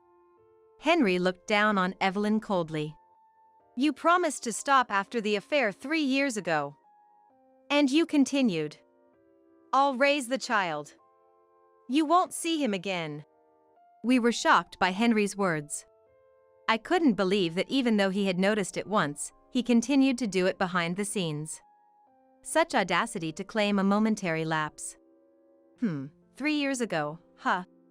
No, Sophia, it's not like that. What's different? Going around marking your territory elsewhere? At my words, Oliver just trembled, barely moving his mouth. I'm not usually one to get angry. But Emma once told me it's scary when I do. I'd hardly ever been angry with Oliver, so he seemed surprised by my attitude. I'm disappointed in you. I can't believe you've been betraying your family for so long. I tried to get you and Emma to reconcile, but it looks like I was the one who couldn't see clearly. Emma nodded as if to say, finally you understand. Oliver was stunned by my straightforwardness. I'll be asking for compensation. And of course, child support. Eh? I touched my stomach. I had been keeping it a secret, except from Emma, planning to announce it at Christmas. I was pregnant. The reason I'd been feeling unwell recently was morning sickness. After entering the stable period, I planned to surprise my parents and Oliver. The artificial insemination worked. It's truly your child. I kept quiet because I didn't want to get your hopes up and then disappoint you. So. Oliver collapsed, overwhelmed by my words. Evelyn, too, seemed drained of all energy to argue after hearing about my pregnancy and her own impending divorce. Then, please fill out the divorce papers. I said this and handed Oliver a pen. Then I left the house first with Emma. By now, Oliver must be getting glared at by the in-laws while filling out the divorce papers. Feeling refreshed after saying everything I wanted, I enjoyed a leisurely tea party with Emma. Later, Oliver and I finalized our divorce. Since his job was with a family company, he was fired due to this incident and ended up penniless and out of the house. Evelyn got divorced too and initially demanded money from Oliver. But seeing his situation, she quickly disappeared. In the end, Oliver had been working in a rundown snack bar to pay for the alimony and child support, but rumors have it that he was caught by some bad customers and taken away. I know about this because Emma, laughing about the fleeting nature of true love, told me. It was information from Henry, Evelyn's ex-husband. Lately, he's been going out more with his children, and it seems that Oliver's story comes up in their conversations. Henry, in fact, was the one Emma had a crush on during her student days. Though he reciprocated her feelings, he married Evelyn when she got pregnant. Emma denies it, but her blushing suggests that maybe, just maybe, spring is near for her. After Oliver left, my in-laws were initially down, but they recovered while I was busy with pregnancy preparations. Now they dote on their grandchild, becoming loving grandparents. At first, they were hesitant, feeling guilty towards me, but eventually, they began treating me like their real daughter again. Living together since birth, Emma jokes about how it's hard to tell who is the real daughter now. As for me, I gave birth to a beautiful baby girl without any trouble. She's a very cute girl. I hope she grows up to be bright and cheerful like Emma. My friend and now sister, who I admire. Sophia. She won't stop crying. Okay, I'm coming. I hear my daughter's cries and Emma's troubled voice from the living room. Smiling, I responded and left the balcony. Outside, the sky is clear and cloudless. A future full of promises awaits us. Just like this bright blue sky. Factory worker father? Breaking off the engagement. As soon as she said that, Edith, my mother-in-law, threw her coffee at my dad. Beside her, laughing, my father-in-law, John, made no move to stop Edith. Coffee stains quickly spread across the suit Dad had specially cleaned for this day. Fortunately, the coffee was lukewarm and there was no risk of a burn. I offered Dad a handkerchief in surprise, while Timothy frantically tried to clean his suit. While worrying about any injuries, Timothy scolded his parents, who just kept laughing. During this, Dad said nothing, simply stood up, pointed at them, and declared, "Then I'll just have to ruin your company." He said this in a voice I had never heard before, took my hand, and we left the house. Behind us, Timothy's shouts at his parents echoed, and soon he followed us. "I'm terribly sorry. I'll make sure my parents apologize later." "No need. It's over. We're cutting ties," he said somberly, patting Timothy on the shoulder. "My name is Penelope, a 26-year-old office worker. My family has a bit of a unique situation. I grew up without a mom. She passed away when I was young, and Dad raised me single-handedly. Despite being busy as a factory manager, he never missed a school event. He'd often rush back to work after these events, but I've always respected him deeply for it. During college, I dated Timothy, who was 2 years my senior. He was gentle, sincere, and popular at university. Despite knowing it was a long shot, I confessed to him, and he accepted. However, Timothy had his worries, mainly about his parents. He spoke of them only in vague terms, never delving into details. It seemed there was some conflict with them, but I didn't press, though it troubled me. Still, Timothy himself was flawless, so our relationship continued. He lived alone since starting university, but occasionally visited his parents. He'd return exhausted, clearly stressed about them. He always put me first, making him my pride and joy. I had always wanted to introduce him to Dad, the man I respected and my beloved boyfriend. I wondered how they would react to each other. One day, while on a date, we unexpectedly bumped into Dad. "Oh, Dad. Aren't you supposed to be at work? What are you doing here?" "Ah, Penelope. Just returning from a client." "And who's this?" "Oh, this is Timothy. We're dating." Dad, not usually stern but with a somewhat fierce look, can be misunderstood. Timothy was very nervous meeting Dad for the first time. "Nice to meet you, I'm Timothy. I am fortunate to be dating Penelope." Timothy greeted Dad quickly in a tense manner. Dad warmly accepted him, chatting and laughing with him. "So, you're Penelope's boyfriend. Don't be so nervous. Take good care of her." "Yes, I will. Thank you." As they continued talking, Timothy's nervousness faded, and they got along well. I was relieved to see the two most important men in my life getting along. I had worried about Dad's reaction, but he had to return to work. So we parted ways. After Dad left, I turned to Timothy, who seemed to be in a daze. When I asked what was wrong, he suddenly became excited. "That was really your dad, right?" I was puzzled by his unexpected words, but since it was the truth, I answered without hesitation. "Yes, that was my dad." "Is there something wrong with that?" "Right, that makes sense, that was him, huh?" He crossed his arms and seemed lost in thought for a while. Curious, I decided to ask him what was on his mind. "What are you thinking about so hard? Did you not like him?" "No way, that's not it. I do like him, but, well." His hesitant reply was all I got, and any further questions were evaded.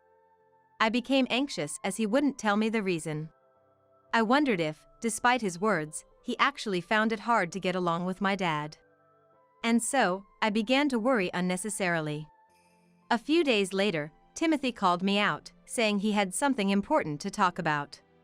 Maybe because of the recent meeting with my dad, I felt unusually nervous as I went to our meeting spot. When I arrived at the cafe, he was already there. Through the glass, I could see him looking downcast. This deepened my anxiety, but I decided to act cheerfully anyway. As I entered the cafe and approached him slowly, I said, "Timothy, sorry, did you wait long?" I crept up behind him and spoke, tapping his shoulder, which startled him. "Penelope, you scared me." Startled, he caught his breath as he saw me. And I was surprised to see how much I had startled him. He had been that deep in thought. Sitting opposite the still gloomy him, I placed our order. His continued gloom only increased my anxiety. Desperate to hear what was on his mind, I spoke to him. "Hey, Timothy. What's bothering you so much? Didn't you like my dad?" When I asked, Timothy looked up and immediately denied it. "No, not at all. I actually respect your dad. That's why my. He stopped mid-sentence and looked down again, causing me to sigh. Realizing I had no choice but to press for an answer, I asked directly. "If you have a problem, I want to know. What's troubling you?" He took a deep breath as if making up his mind, then began to share. "I have something to tell you about my parents. It's a long story, but I need you to hear it all." The story he shared was shocking. According to him, his parents lacked grace and only judged people by their education and jobs. He had suffered a lot because of them, as they habitually interfered with his life. Whenever he introduced a girlfriend, they would criticize her and drive her away. The women would leave, often in tears, breaking up with him. That's why he wanted to marry me, but was troubled about bringing up his parents. But that's not a problem. We just don't have to involve them after getting married, and endure only during the marriage proposal. Dad seemed to like Timothy, so what was the issue? "I don't mind about that, it's okay. Dad liked you too, so don't worry."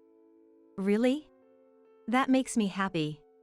When I first met your dad, I was shocked to see how different he was from my own parents. I thought, if I marry Penelope, I'll become the son of such a great dad, even if it's just by marriage. But getting married means your parents become mine too, and I couldn't make up my mind." He brightened up when I mentioned Dad liked him, but then he sighed deeply again. However, an idea seemed to strike him, and he looked up, apologizing. "When we go to my parents to announce our marriage, can your dad come with us? I want them to know such an admirable person exists. It might not change them immediately, but I hope it will make them rethink." "Okay. I'll talk to Dad. But I wish you had told me this more straightforwardly." "Oh, sorry. I'll properly do it now." Realizing his oversight, he hastily made a proper marriage proposal. Having accepted his proposal, I decided to discuss it with Dad. Initially reluctant, Dad agreed to join us for the marriage proposal visit after Timothy asked. We then coordinated with Timothy to schedule a visit to his parents. On the day of the visit, we stood in front of Timothy's parents' house, all of us neatly dressed. It was my first time meeting Timothy's parents, and knowing their reputation made me nervous. Seeing us tense, Dad chuckled and reassured us. "Don't be so stiff. Timothy's parents are just overly concerned. Be confident." Feeling reassured by Dad's pat on our shoulders, my tension eased slightly. As the appointed time arrived, Timothy rang the doorbell. But there was no sound inside, making us wonder if they were not home. In a bit of a panic, Timothy rang the bell again, but still no response. Feeling awkward in front of Dad, Timothy excused himself and went inside first. Dad and I exchanged glances, waiting silently for Timothy to return. After a short while, Timothy reappeared at the entrance, looking flustered. Before I could ask what happened, he started making excuses with a forced smile. "Sorry, I was just delayed. Please wait a bit longer, I'll be ready soon." He quickly went back inside. Dad sighed in disbelief at this behavior, and I felt increasingly anxious. I feared this incident might derail the marriage talks. Though Dad is not quick-tempered, he dislikes dishonesty. So, I couldn't help but consider the worst-case scenario. As these thoughts crossed my mind, Timothy finally came back to the entrance. Apologizing, he invited us inside. Inside, Timothy's parents were already sitting on the sofa, but their demeanor was strange. Editham, his mother, greeted us with a sarcastic smile and arrogant attitude, while John, his father, seemed disinterested and looked away. Though we were led to the sitting room, the coffee served was lukewarm. Silent since our arrival, Timothy's behavior, and the tense atmosphere made me uneasy. However, knowing we needed to greet them, I tried to compose myself. As Timothy introduced his parents and us, I felt warmth in my heart from his considerate introduction of Dad and me. But his parents scoffed at our introduction, and the next moment, Edith's hand reached for her cup, shocking me. Factory worker father? Breaking off the engagement. As soon as she said that, Edith threw her coffee at Dad. Beside her, laughing, John made no move to stop Edith. Coffee stains quickly spread across the suit he had specially cleaned for this day. Fortunately, the coffee was lukewarm, and there was no risk of a burn. I offered Dad a handkerchief in surprise, while Timothy frantically tried to clean Dad's suit. While worrying about injuries, Timothy scolded his parents, who just kept laughing. During this, Dad said nothing, simply stood up, pointed at them, and declared, "Then I'll just have to ruin your company." He said this in a voice I had never heard before, took my hand, and we left the house. Behind us, Timothy's shouts at his parents echoed, and soon he followed us. I'm terribly sorry. I'll make sure my parents apologize later. No need. It's over. We're cutting ties, Dad said somberly, patting Timothy on the shoulder. Then we went back to our house with Timothy, and Dad immediately changed his clothes. Meanwhile, Timothy earnestly apologized outside Dad's room, with Dad's troubled voice occasionally heard. But I was too shocked by Edith's actions to pay much attention to anything else. From the moment I saw their faces, I knew getting along would be difficult due to their arrogant attitude. But I never expected them to do something like that, and I was furious that they belittled Dad. Sitting on the living room sofa and clenching my fists, I kept replaying the earlier events. I knew getting worked up wouldn't help, but I couldn't help myself. Eventually, Dad came into the living room after changing, followed by Timothy, who immediately apologized to me. "Penelope, I'm truly sorry. I had no idea they would do something like that, let alone belittle someone. I'm really sorry, I did a terrible thing." Timothy probably knew it wasn't something easily forgiven. The fact he didn't ask for forgiveness showed his sincerity. This made me feel like I should apologize to him. I took Timothy's hand, who was on his knees, and apologized. "I'm sorry too for saying something so thoughtless without knowing anything. I never expected it to turn out like this." Then I turned to Dad to offer my deepest apology. "Dad, I'm sorry too. My careless suggestion led to this mess." Dad just looked down and shrugged his shoulders in response to my apology. It's no wonder he didn't say anything. This situation was unexpected for everyone here.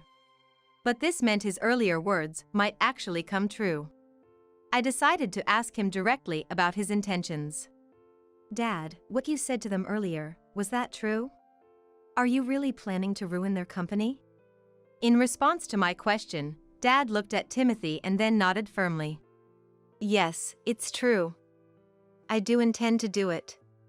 His company's performance has been poor, and I've been thinking about what to do with it. It's a good opportunity to cut it off." Dad's eyes were serious and unwavering. He is the owner of a factory, a well-known leading local company where he started as a worker. He first worked as a worker at this factory. He gave up his dream of becoming a painter after Mom passed away to raise me alone. Working tirelessly in the factory, his hard work was recognized, and he climbed the ranks. Eventually, he was favored by the previous president and promoted repeatedly. When the previous president, or rather, the former factory manager, wanted to retire, Dad was chosen to take over. The factory owns several subsidiaries, and one of them is managed by John, Timothy's father. This was revealed during the earlier greeting. John should have recognized this, but he failed to, as Edith acted first, before Timothy introduced him in detail. Timothy just wanted to say that Dad worked in the factory, which is the parent company of John's. But Edith and John's prejudice led to this unfortunate situation. If they had listened properly, this might not have happened. Dad said John's company seemed to be mismanaged. This could potentially affect Dad's factory, so he had been considering what action to take. I was thinking of layoffs to improve management, but I'd rather avoid that if possible. It seemed like the right time to make a cut. He smiled troubledly, probably not wanting to lay off employees. Regret tinged his words. After saying this, he turned to Timothy and said in a low voice, "I've decided to do it, but it means your parents will be in trouble. It's harsh, but are you sure you're okay with this?" Faced with this question, Timothy hesitated for a moment but then looked Dad in the eye and replied, "I've already cut ties with them. They did unforgivable things. They need to atone for it, and I want them to reflect on this incident and everything else. More than that, I have a request. It's inappropriate at this time, but I must ask, please let me get engaged to Penelope. I'm aware of the trouble my parents caused. More than anything, I want to be with Penelope. Please allow it." Dad crossed his arms, deep in thought. It may seem inconsiderate right after such an incident. However, moved by Timothy's fervor, I also pleaded with Dad. "I also ask you, Dad. Despite everything, I want to be with Timothy." After hearing our pleas, Dad hummed for a bit before shaking his head as if resigned. "If both of you feel the same, then it's fine. But there's a condition. Your parents are business owners, after all. I want to know what will happen to their employees. If you can't answer that, your marriage is off." Dad said this and sent Timothy out, not even glancing at me before returning to his room. A few days later, Timothy came with a plan regarding John's company's employees. He had promised Dad beforehand and was discussing it when I returned from work. Apparently, Timothy had listed potential new jobs for all the employees and was showing it to Dad.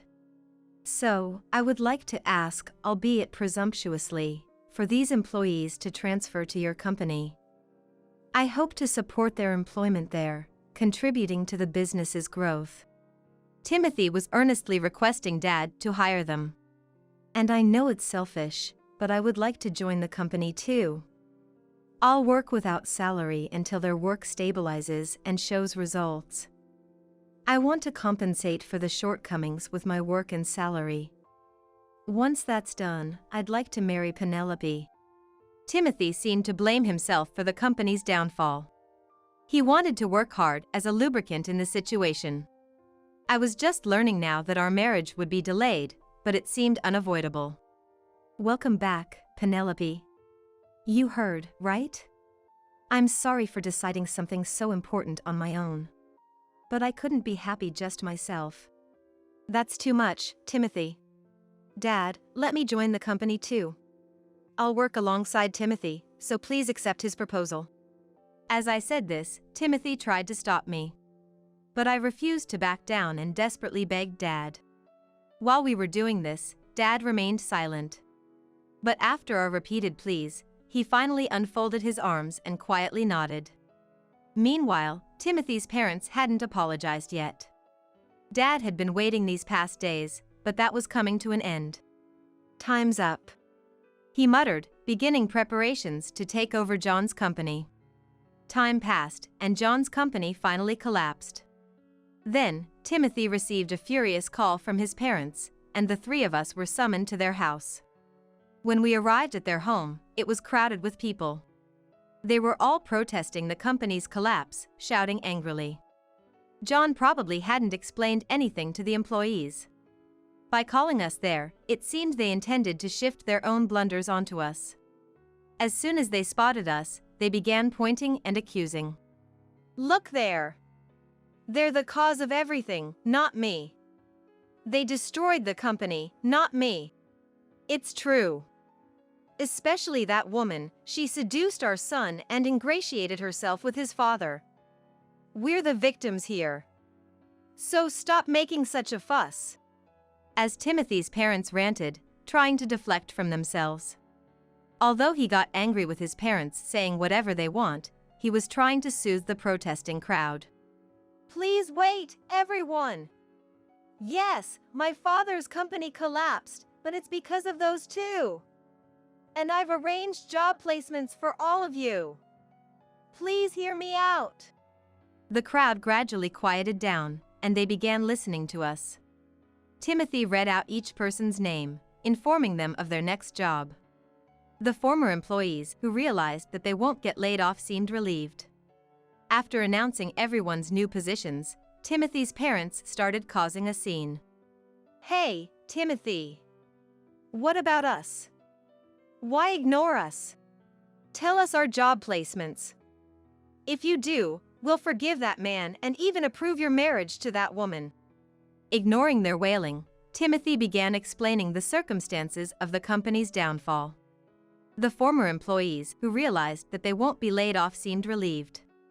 Which is why I'm truly sorry for the trouble. Thanks to our generous president, your jobs are saved. Please, let's start anew without anger. Turning to Dad, Timothy gave an expression of gratitude. We've caused so much trouble. Thank you for indulging our selfishness. I promise to work diligently. The former employees, moved by Timothy's actions, also appreciate Dad. Amidst this, his parents were the only ones dissenting. Don't be fooled. That man destroyed the company, and she instigated it. Face reality. You've lost your jobs because of them, right? Just because they've helped you now doesn't mean you should lose sight of the truth. Despite their desperate appeals, no one paid any attention to Timothy's parents. Especially after hearing the whole story from Timothy earlier. Even Dad ignored their words. As the former employees looked on, hoping for reassurance, Dad told them that he would inform them of the details later, which brought voices of relief. The employees left the house.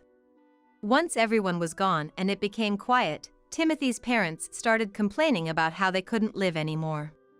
The company's collapse means we'll lose this house, which was the collateral. Yes, exactly. Where are we supposed to live now? Timothy sighed in exasperation at his parents, who were determined to blame us. It's obviously your own fault. Maybe it's time you learned a bit of self-reflection. He rebuked them, but it seemed they had no intention of listening. Unable to bear it anymore, I finally burst out in anger. After all the trouble you've caused Timothy, getting carried away because you were business owners. Isn't this all because you only cared about titles?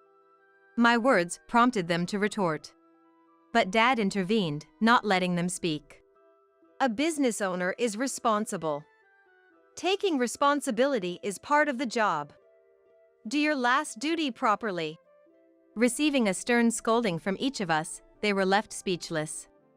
Leaving the two of them behind, we departed from there. Eventually, they lost everything, the company, the house, and the land. They didn't offer any compensation to the former employees and seemed to have dodged the issue. However, having lost everything, they ended up arrested for Dash. They contacted Timothy for help, but he coldly refused, having cut ties with them.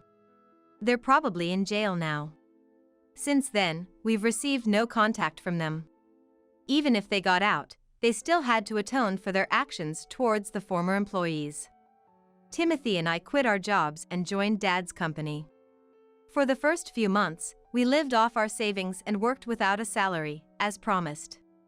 One day, we met some of the employees from Timothy's parents' company. Recognizing us, they rushed over, eagerly shaking our hands, expressing gratitude for the new job. And thanking Dad for taking them in. They thanked Timothy for arranging it and thanked me for my help. I didn't remember, but I had helped them with some documents when they first joined. Grateful for everything, they left, saying they'd continue to work hard. Hearing this, we felt relieved and hurried to Dad's office. He warmly welcomed us in his office and handed us thick envelopes. What is this? It's your unpaid salaries. It didn't all fit in one envelope, so there are several. Dad chuckled, leaving us astonished. We hadn't been here long enough to compensate for employing many new workers. Yet, we were being given our salaries.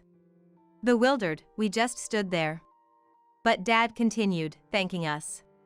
Thanks to you, they work with enthusiasm. They always express their gratitude and worry about you. I couldn't shame myself by not paying such excellent employees. And our performance has definitely improved. Thank you. Hearing this, we embraced and cried together. We had been so focused on ourselves that we're unable to see anything else around us. But more than that, we were moved by their concern for us. Then Dad said something even more heartwarming. Timothy, I'm impressed with your leadership. If my daughter agrees, will you marry her? Yes. Yes, of course. I promise I'll make her happy. With a tear-streaked face, Timothy promised me and Dad. I hugged him and cried together. So, we got married. We continue to work together at Dad's company, living happily. Gradually, work has become more efficient, allowing us to have a broader view of the company, even discussing productivity with Dad. Timothy visits the factory and subsidiaries, asking about inconveniences and proposing solutions, staying very busy. We both work with more passion than at our previous jobs. Finding fulfillment really does change one's work ethic. But soon, that will have to be put on hold. I'm taking maternity leave from Dad's company. Dad, Timothy, everyone at the company, and I are all looking forward to the arrival of our grandchild. I once messed up the life of a woman who used to be my stepdaughter. Well, it's more like it was almost her own fault. But since my revelation led to the collapse of the happy marriage she had envisioned, I guess it's not wrong to say I was the one who broke it. This former stepdaughter, Cassie, was the child of my first husband, Frederick, and his ex-wife, so essentially my stepchild. When Frederick told me about Cassie, I was honestly worried about being accepted, but we hit it off pretty quickly, having meals together and going out. As we continued our relationship, Cassie started saying how nice it would be if Evelyn, me, was her mom, and that made me really happy. I even started thinking that if things kept going well, we might be able to get married.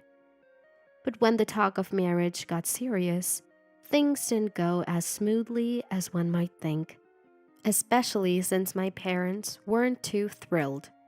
I guess you can imagine why. It was my first marriage and Frederick had been divorced before and already had a child. There was always this worry about suddenly becoming a parent to someone who wasn't biologically related. Of course, I had my own worries and anxieties, but then Frederick said, "We might have conflicts when Cassie enters her teenage years, but I promise to intervene and resolve things. I know there might be inconveniences and worries, but I'll work hard to build our family. Will you support us?" He pleaded with my parents like that, and finally, we got permission to marry.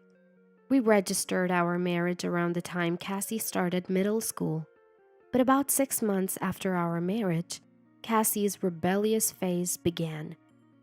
Ignoring me or rolling her eyes was just the start. She even refused to eat the meals I made. When I tried to tell her it's unhealthy not to eat during her growth period, she'd snap back. "I don't want orders from a stranger like you." Sometimes I deliberately left her alone, but she didn't like that either, accusing me of ignoring her because we weren't blood related. "What am I supposed to do then?" I'd ask, and she'd just say, "Figure it out yourself." Dismissively, it was enough to break my heart, even though I was prepared for it. But when I talked to Frederick about Cassie, all he said was, "It's a difficult time. It can't be helped." Or, She's also suffering. He wouldn't even attempt to have a direct conversation with her. Fed up, I told him, "Please, we need to work on this together." His response? "Well, the fact is you're not blood related. Maybe she senses your hesitation. Be more confident and motherly, and she'll understand. Also, I'm tired. Don't bring every little issue between you two to me." I was dumbfounded by his indifferent attitude and words and couldn't say anything after that. Though I'm not her biological mother, Frederick is her biological parent. But since I chose this marriage despite my parents' obligation, I couldn't just step down as a mother because she was rebellious and I was tired. I'm still her mother in a way, even if not by blood. So I decided to keep trying, believing that she would eventually understand. But even after 1 year, then 2, Cassie's attitude didn't change. It worsened. Not only did she continue to be rude to me, but she also started portraying me as the villain. For instance, when I asked her to throw away candy wrappers she'd left lying around all day, she told Frederick I had yelled at her for not doing it immediately. Believing her, Frederick would scold me, saying it was cruel to yell over something so trivial. There were other instances too, like when she'd leave the toilet paper roll empty and I'd ask her to refill it for the next person. She'd complain to Frederick that I'd belittled her for a simple mistake, again, making me out to be the bad guy. And these are just a few examples. There were many more, like being forced to redo the dishes because a bit of grease was left, or being ordered to clean up while suffering from menstrual pain. Just to clarify, that day she unusually offered to do the dishes, so I let her. But she just rinsed them with water without using detergent. I only reminded her that you need detergent and a sponge to get the dishes clean. The reason I told her to clean up was because she left a used sanitary napkin out in the open. I just wanted her to throw it away, thinking it would be bad if it became a habit. I explained these details to Frederick, saying Cassie's claims were wrong, but my words fell on deaf ears. Frederick totally believed Cassie. Meanwhile, Cassie stood behind him with a mocking smile. Not satisfied with just that, Cassie started crying to the parent-in-law, leading me to get scolded by them every 3 days. "Why are you being mean to our precious granddaughter?" they'd ask. At first, I kept denying it, saying it wasn't true.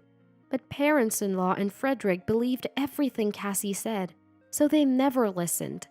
It felt like they just wanted to lecture me. As a result of such stressful days, I finally became so lethargic that I couldn't get out of bed, go to work, or even barely make it to the bathroom. But instead of showing concern, Cassie and the others seemed annoyed, telling me to hurry up and do the piled-up housework, calling me useless for not being able to work properly. Eventually, when I was bedridden and couldn't move, Cassie even came to me saying I was just pretending to get attention. I had no energy to respond, so I just sat there in silence. But even that seemed to annoy them. They started making loud noises on purpose as if to attack me. But Cassie is cunning. She never did any of this in front of Frederick. Moreover, she'd claimed to have been taking care of me while Frederick was at work. So he'd scold me, saying I was treating such a kind child terribly, pushing me to my breaking point. I have no idea why I'm so disliked from all sides, but whatever. It doesn't matter anyway. No one would miss me if I were gone. With these thoughts, the room I was looking at suddenly disappeared from my sight. And next thing I knew, I was standing on the rooftop of an unfamiliar building, still in my room clothes. I don't remember how or when I moved or how I got there. It was as if I had teleported the scenery changing so abruptly. But well, it's fine. Just as I thought the height was enough and began to take a step forward, my mobile phone in my pocket suddenly started ringing. Startled, I stopped and pulled out the phone to see Mom on the caller ID. At that moment, tears I hadn't shed before started to flow like a waterfall. But I didn't want her to realize I was crying, so I answered the phone calmly. Then, "I just wanted to hear your voice after so long, Eveline. You haven't shown your face around here at all. Come visit us sometime. How have you been? Are you eating properly? I can bring you some food if you like." Hearing Mom's bright and caring voice, I couldn't hold back anymore and burst into tears on the rooftop of that unknown building, shouting, "Mom!" into the phone. Mom on the other end panicked, asking, "What? What's wrong?" But I was crying so hard, I started hyperventilating and couldn't speak properly. Then, Dad must have taken the phone from Mom, as he was now on the line, telling me to calm down and asking where I was. I managed to say I was on the rooftop of a large building, not sure where. He instructed me to stay put and keep the line open, and asked for any sign or billboard that could help them locate me. Hearing that, I just cried even more, apologizing for causing trouble. But Dad didn't blame me. Instead, he comforted me, saying not to cry so much. Gradually, I calmed down and made my way downstairs on my own, gripping the stair railing and slowly descending. I had a lot of thoughts during that descent. Like, Cassie's behavior is just harassment under the guise of being a teenager or going through a rebellious phase, or that the people around me, who only blame me, are just as guilty. And about how Frederick, who promised to handle everything when we got married, was now acting like it's none of his business, completely useless. As these thoughts filled my mind, anger started to bubble up. Despite feeling so hopeless before, I decided I wouldn't let them have their way anymore. Before I knew it, I had reached the bottom of the building. Looking around, I realized I was near my workplace. I wondered if I even had a place there anymore, considering I had been absent for so long, thinking maybe I should quit. As I was pondering this, my boss happened to pass by and, surprised, asked me what was going on. I could have made excuses, but standing there in my pajamas was strange enough, so I just honestly explained my situation. My boss then told me to wait in the office until my parents arrived. Remembering that the phone was still connected, I told my boss, who then took my mobile phone and informed my parents of the company's address and that they were taking care of me. When I spoke about everything that had happened in the office, "My understanding is clear now. You've really done well up to now. I don't think it's right to criticize other families, but honestly, your daughter, husband, and parents are strange. They seem to be looking down on you, using you as a punching bag. You should leave them immediately, or you'll end up in a situation like today again," my boss said with a serious expression. The other office staff nodded in agreement, saying they'd help if there was anything they could do for me. But when I said I couldn't burden them further since I'd already been off for a month, my boss raised his voice in protest. "You couldn't possibly work under such tough circumstances. Everyone here, including myself, was worried about you because you're always so diligent.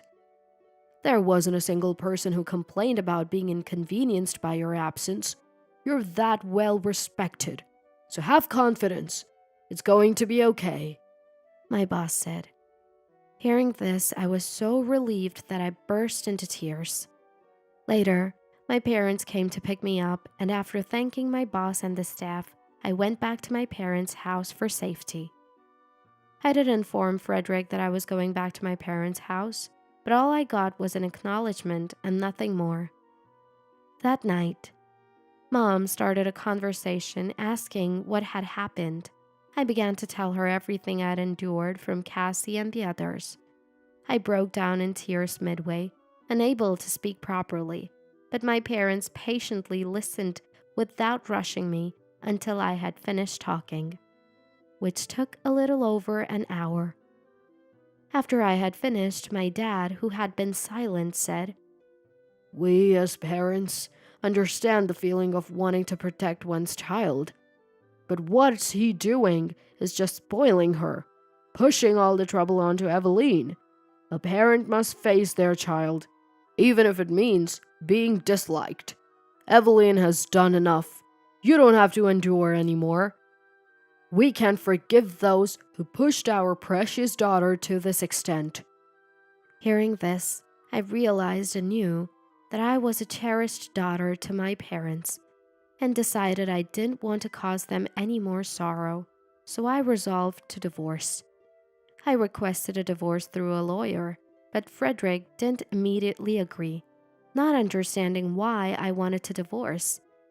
He seemed shocked, as if he had no idea what had happened, which surprised me even more. Eventually, the case went to mediation because Frederick kept refusing.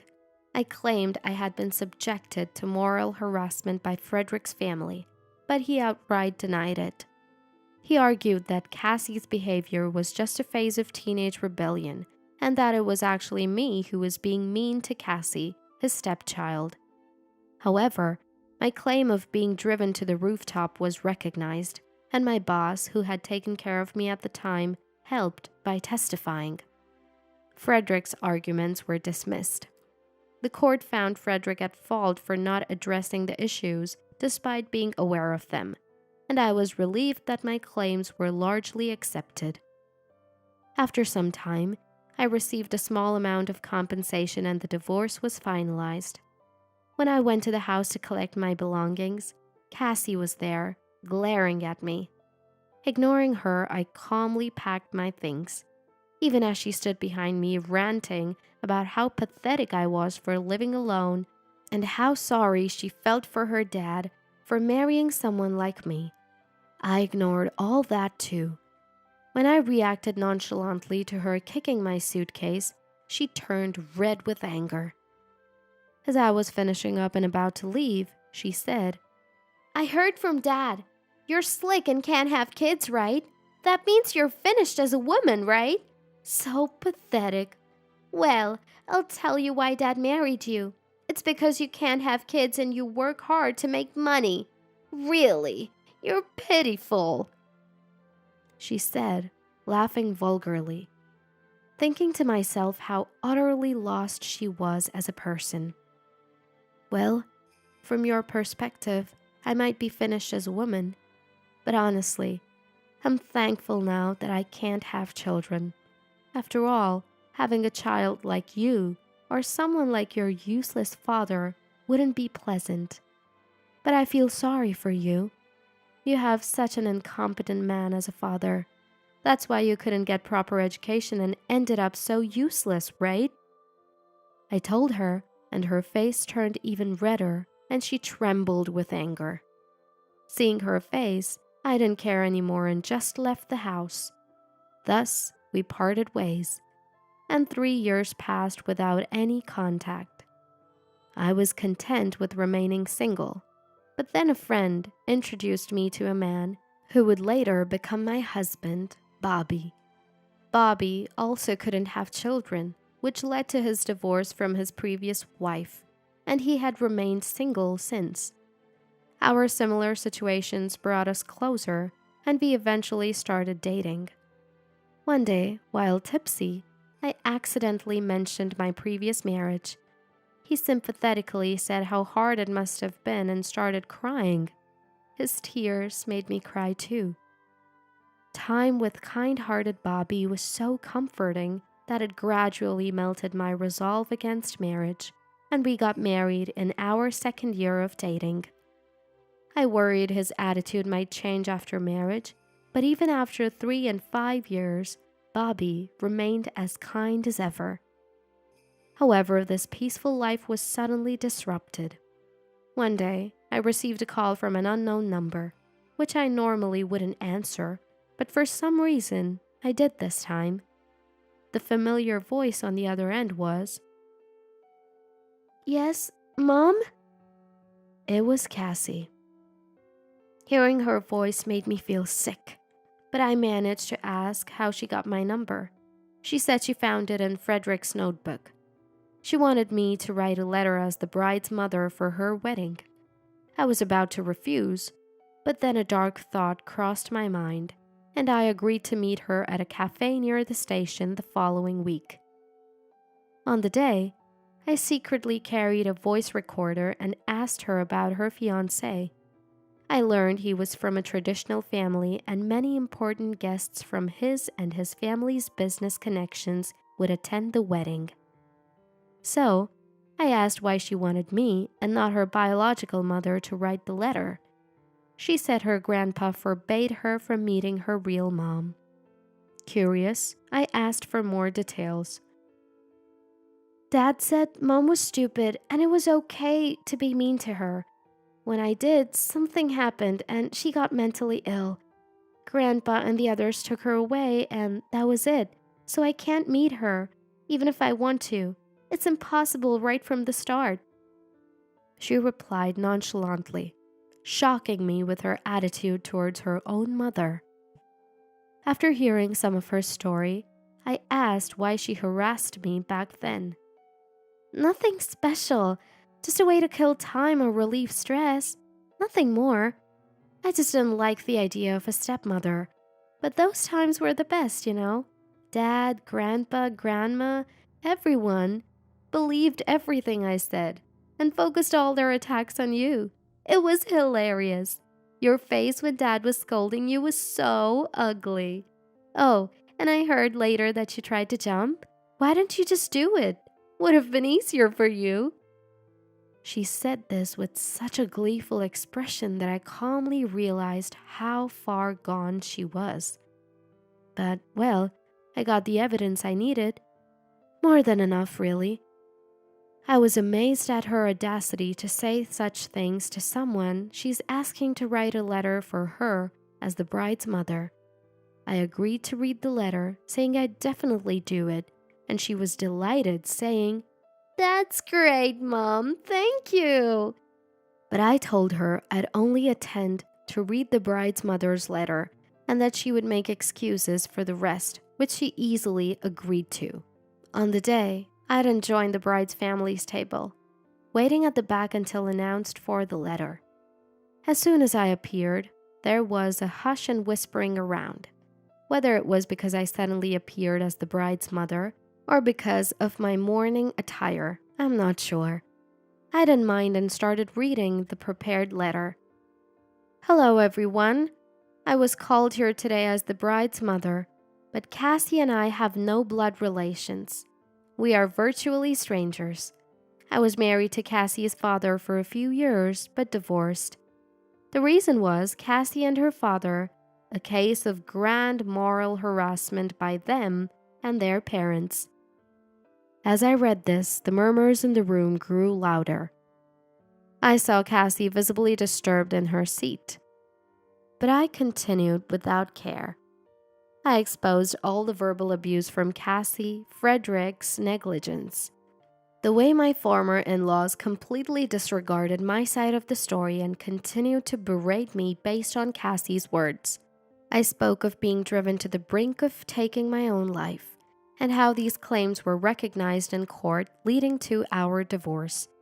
Then, I played the recording from the cafe, loud enough for the entire hall to hear, including Cassie's wish that I had fallen. The recording's harsh content left the hall in dead silence. I didn't come here today to celebrate. It's a payback. However, I apologize for involving all of you in my personal affairs. And to the groom, you might want to reconsider marrying this woman. After I said this, the groom, as if coming to his senses, was furiously confronting Cassie about her terrible words. Cassie was panicking and kept denying everything. But the groom's relatives started blaming her and Frederick, which looked quite comical as they scrambled in confusion. Of course, the venue descended into chaos after that, but I thought I had no further part in it and gracefully made my exit. Cassie was too caught up in the mess to follow me. Sometime later, Frederick contacted me, furiously asking what I was going to do about it. I told him I hadn't lied about anything and that it was their own fault. Apparently, the Frederick family faced a backlash from the groom's relatives after my revelation. Several important business partners of the groom's family were among the guests and started threatening to not renew contracts because of Frederick's disgraceful wife. The groom's family, in panic, tried to sever ties with Cassie and her family, but couldn't immediately due to Cassie being pregnant with the groom's child. However, they were under attack from all sides, with no one left to support them. After hearing everything, when Frederick said I should feel sorry for Cassie, I just replied, "Not at all," and hung up, blocking his number. Later, Cassie contacted me, blaming me for being ostracized by her husband's family and threatening to sue. I told her she was welcome to try, and added, "Maybe there really is a God. Everything you did to me is coming back to haunt you. That's what you call karma, you know. If things continue like this, your unborn child might treat you the way you treated me and your biological mother, who went through pain to give birth to you." When she started shouting incoherently, I quietly ended the call. After changing my phone number, I haven't had any contact with Cassie or the Fredericks since. I don't know what's become of them, but I'm sure they're not living well. Sympathy? I have none for them. They should fall as far as they can.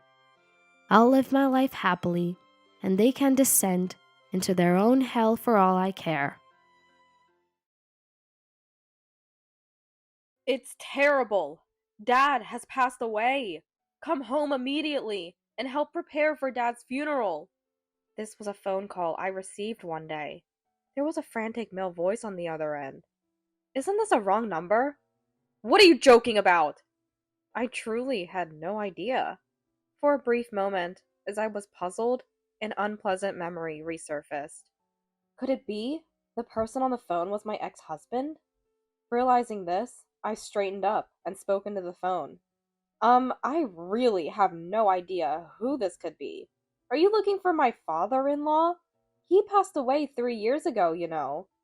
I said this to the person on the other end of the phone. What? Then I heard a pathetic voice. I couldn't help but smile. My name is Kristen, 51 years old. Surrounded by family, I live a happy life.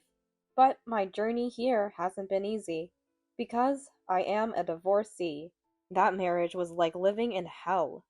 After graduating from college, I started working at a company as a new employee.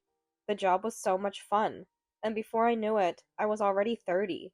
Most of my friends were married and blessed with children. But because of my naturally quiet personality, I was still single at 35.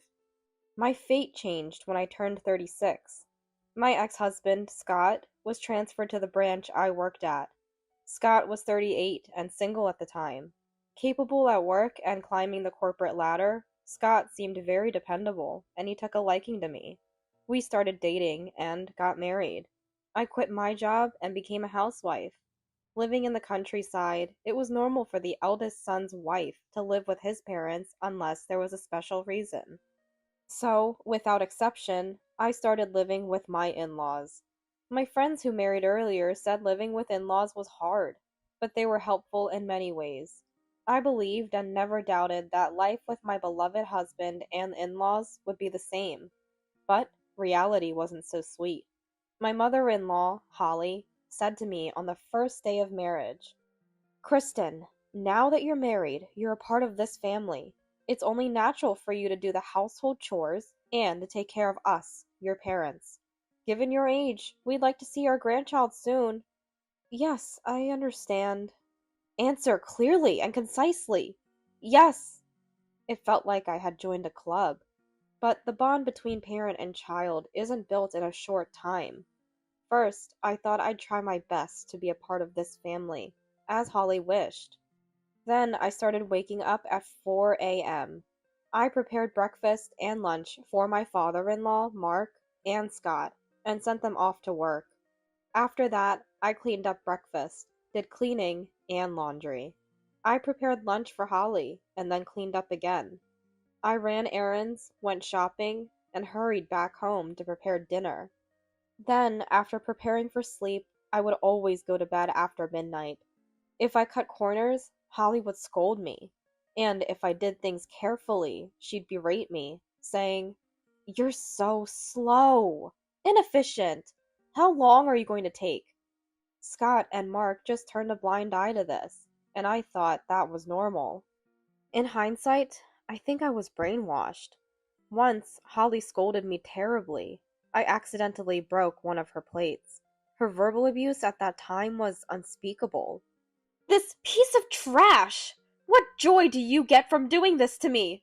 Just disappear!" I kept apologizing, crying, as Holly screamed hysterically. But her anger didn't subside, and she raised her hand to me. Afterward, she exaggeratedly told neighbors and relatives that my son's wife broke my plate and is trying to drive me out. People who believed her looked at me coldly, and it was very painful. I just wanted them to believe it wasn't intentional. With that hope, I sought help from Scott. "But you did break it, right? It's natural for mom to be angry. Everyone forgets about gossip soon enough. You worry too much," Scott said, not even pretending to be on my side. After learning I had consulted Scott, Holly became even colder towards me. Tattling like a child? How unpleasant. I felt I was going to mentally break down from the snide comments deliberately made within earshot. That's when Mark intervened. "Mom, don't say that. Kristen is reflecting on it." It felt like a savior had appeared to me. Holly, rebuked by Mark, clammed up. Then, snorting, she said, "I'm going shopping," and left the house. I was relieved. Then I turned to Mark. "Thank you, Mark. Scott won't help, and it's been so hard for me alone," I said, tears spilling over. "It's okay. You're not alone," Mark said, placing his hand on my shoulder. But in the next moment, he pulled me into an embrace. I panicked and struggled. But of course, I couldn't overcome a man's strength. "Please stop." "Why not? You can't have children with Scott.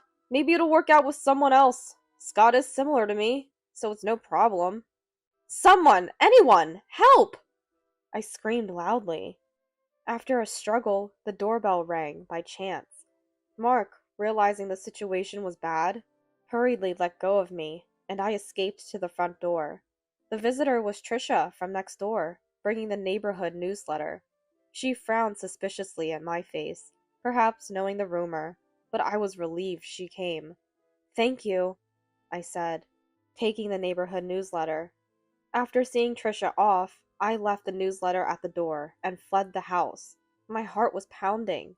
I might get scolded by Holly for leaving the house unattended, but I was desperate to protect myself. Since then, I made sure never to be alone with Mark.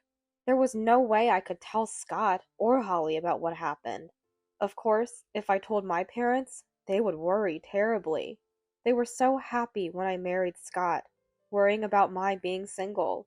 I didn't want anyone to know about what had happened. I kept on edge, thinking everything would be fine as long as I was careful. In this way, I desperately lived through each day and turned 40. But to be honest, I looked much older than my age. Tired, with terrible dark circles, wrinkles, and spots. Every day, looking in the mirror made me sigh.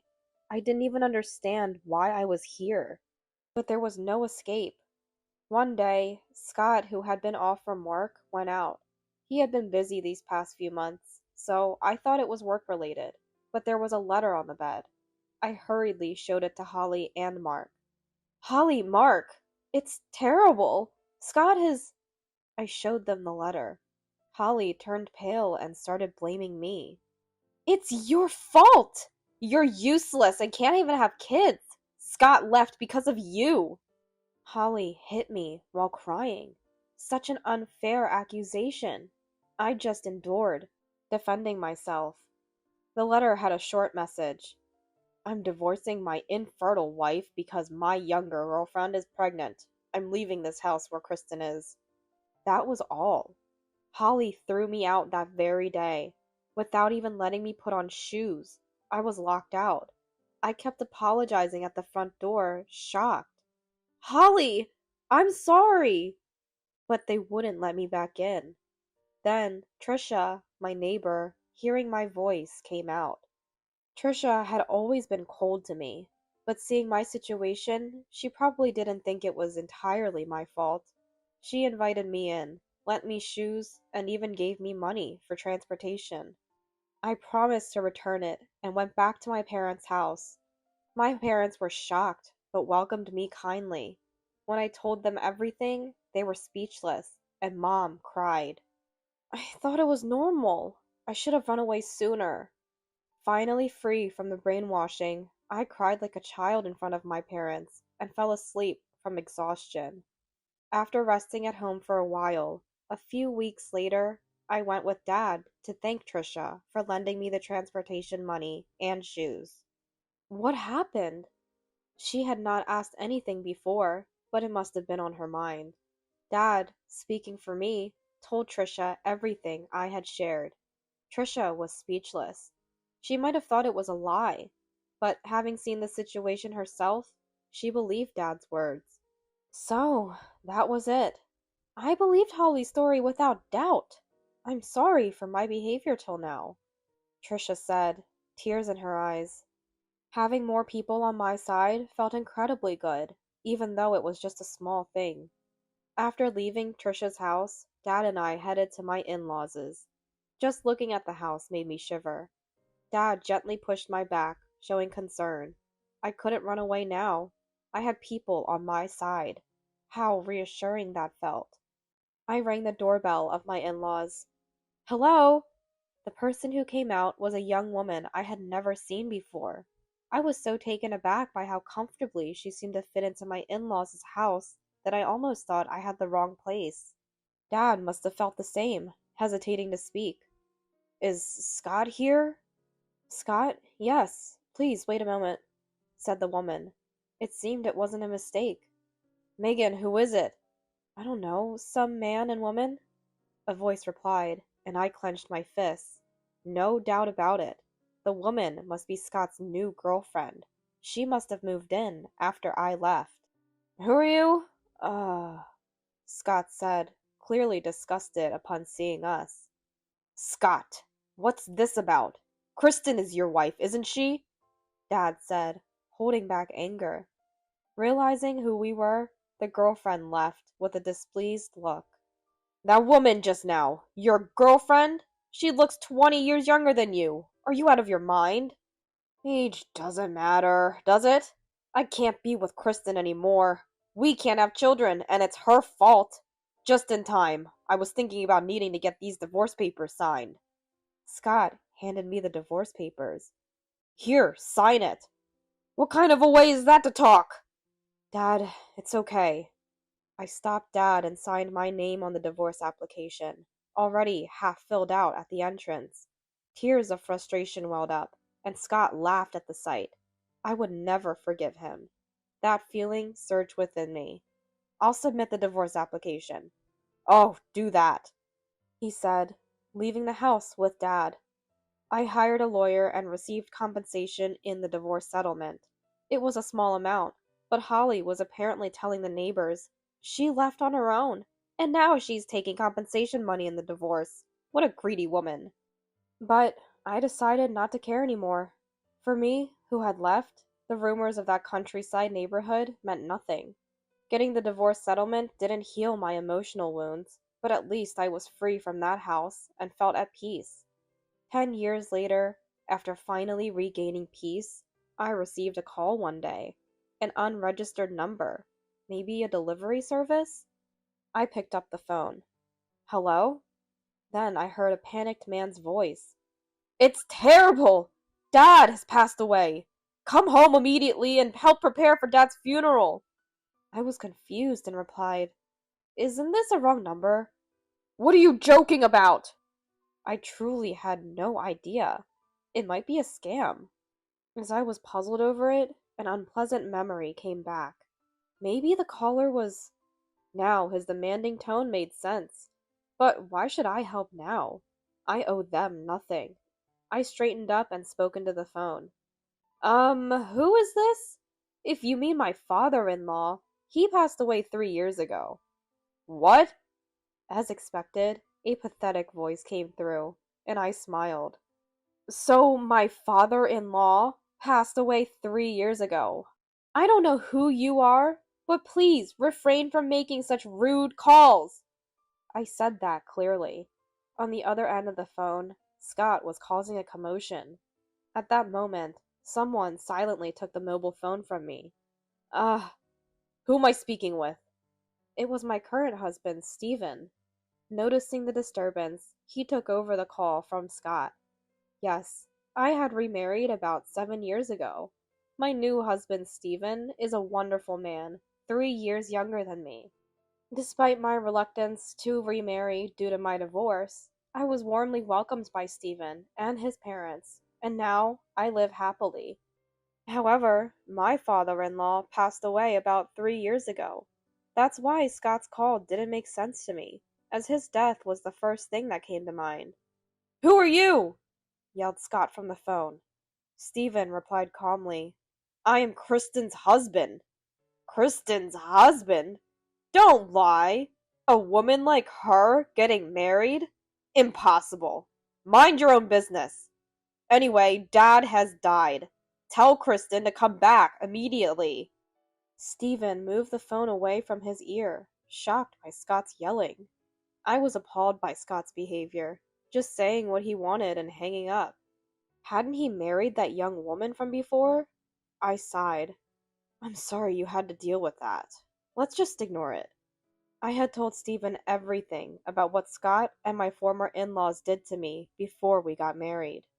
He couldn't believe the extent of my previous marriage's horror, but he believed me, seeing how afraid I was of marriage, and accepted me.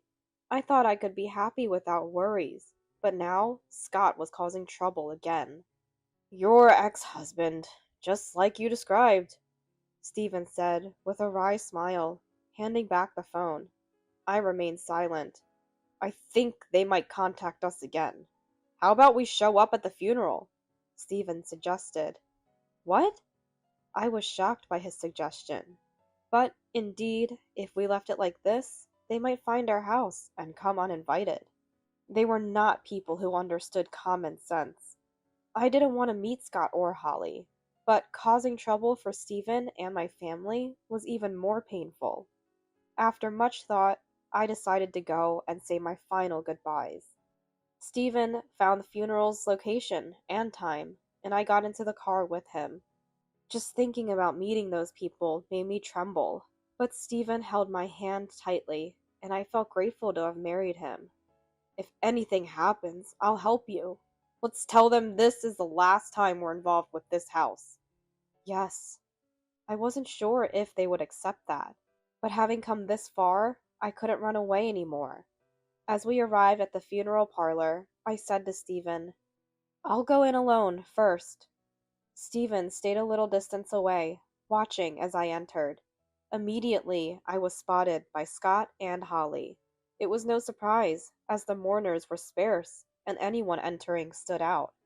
Hey, why didn't you visit before the funeral service? I've been busy, Scott yelled as he approached me.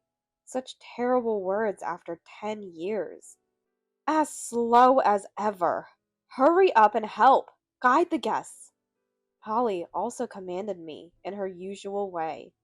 Fists clenched, I faced the same old pair. I am no longer part of this family. I came today to say just that. What? You've become so insolent. Who do you think educated you for those 10 years? Dad is crying in this casket because of you. Their accusations brought back all those old memories. I was strong, but this was too much. Stephen must have felt it too.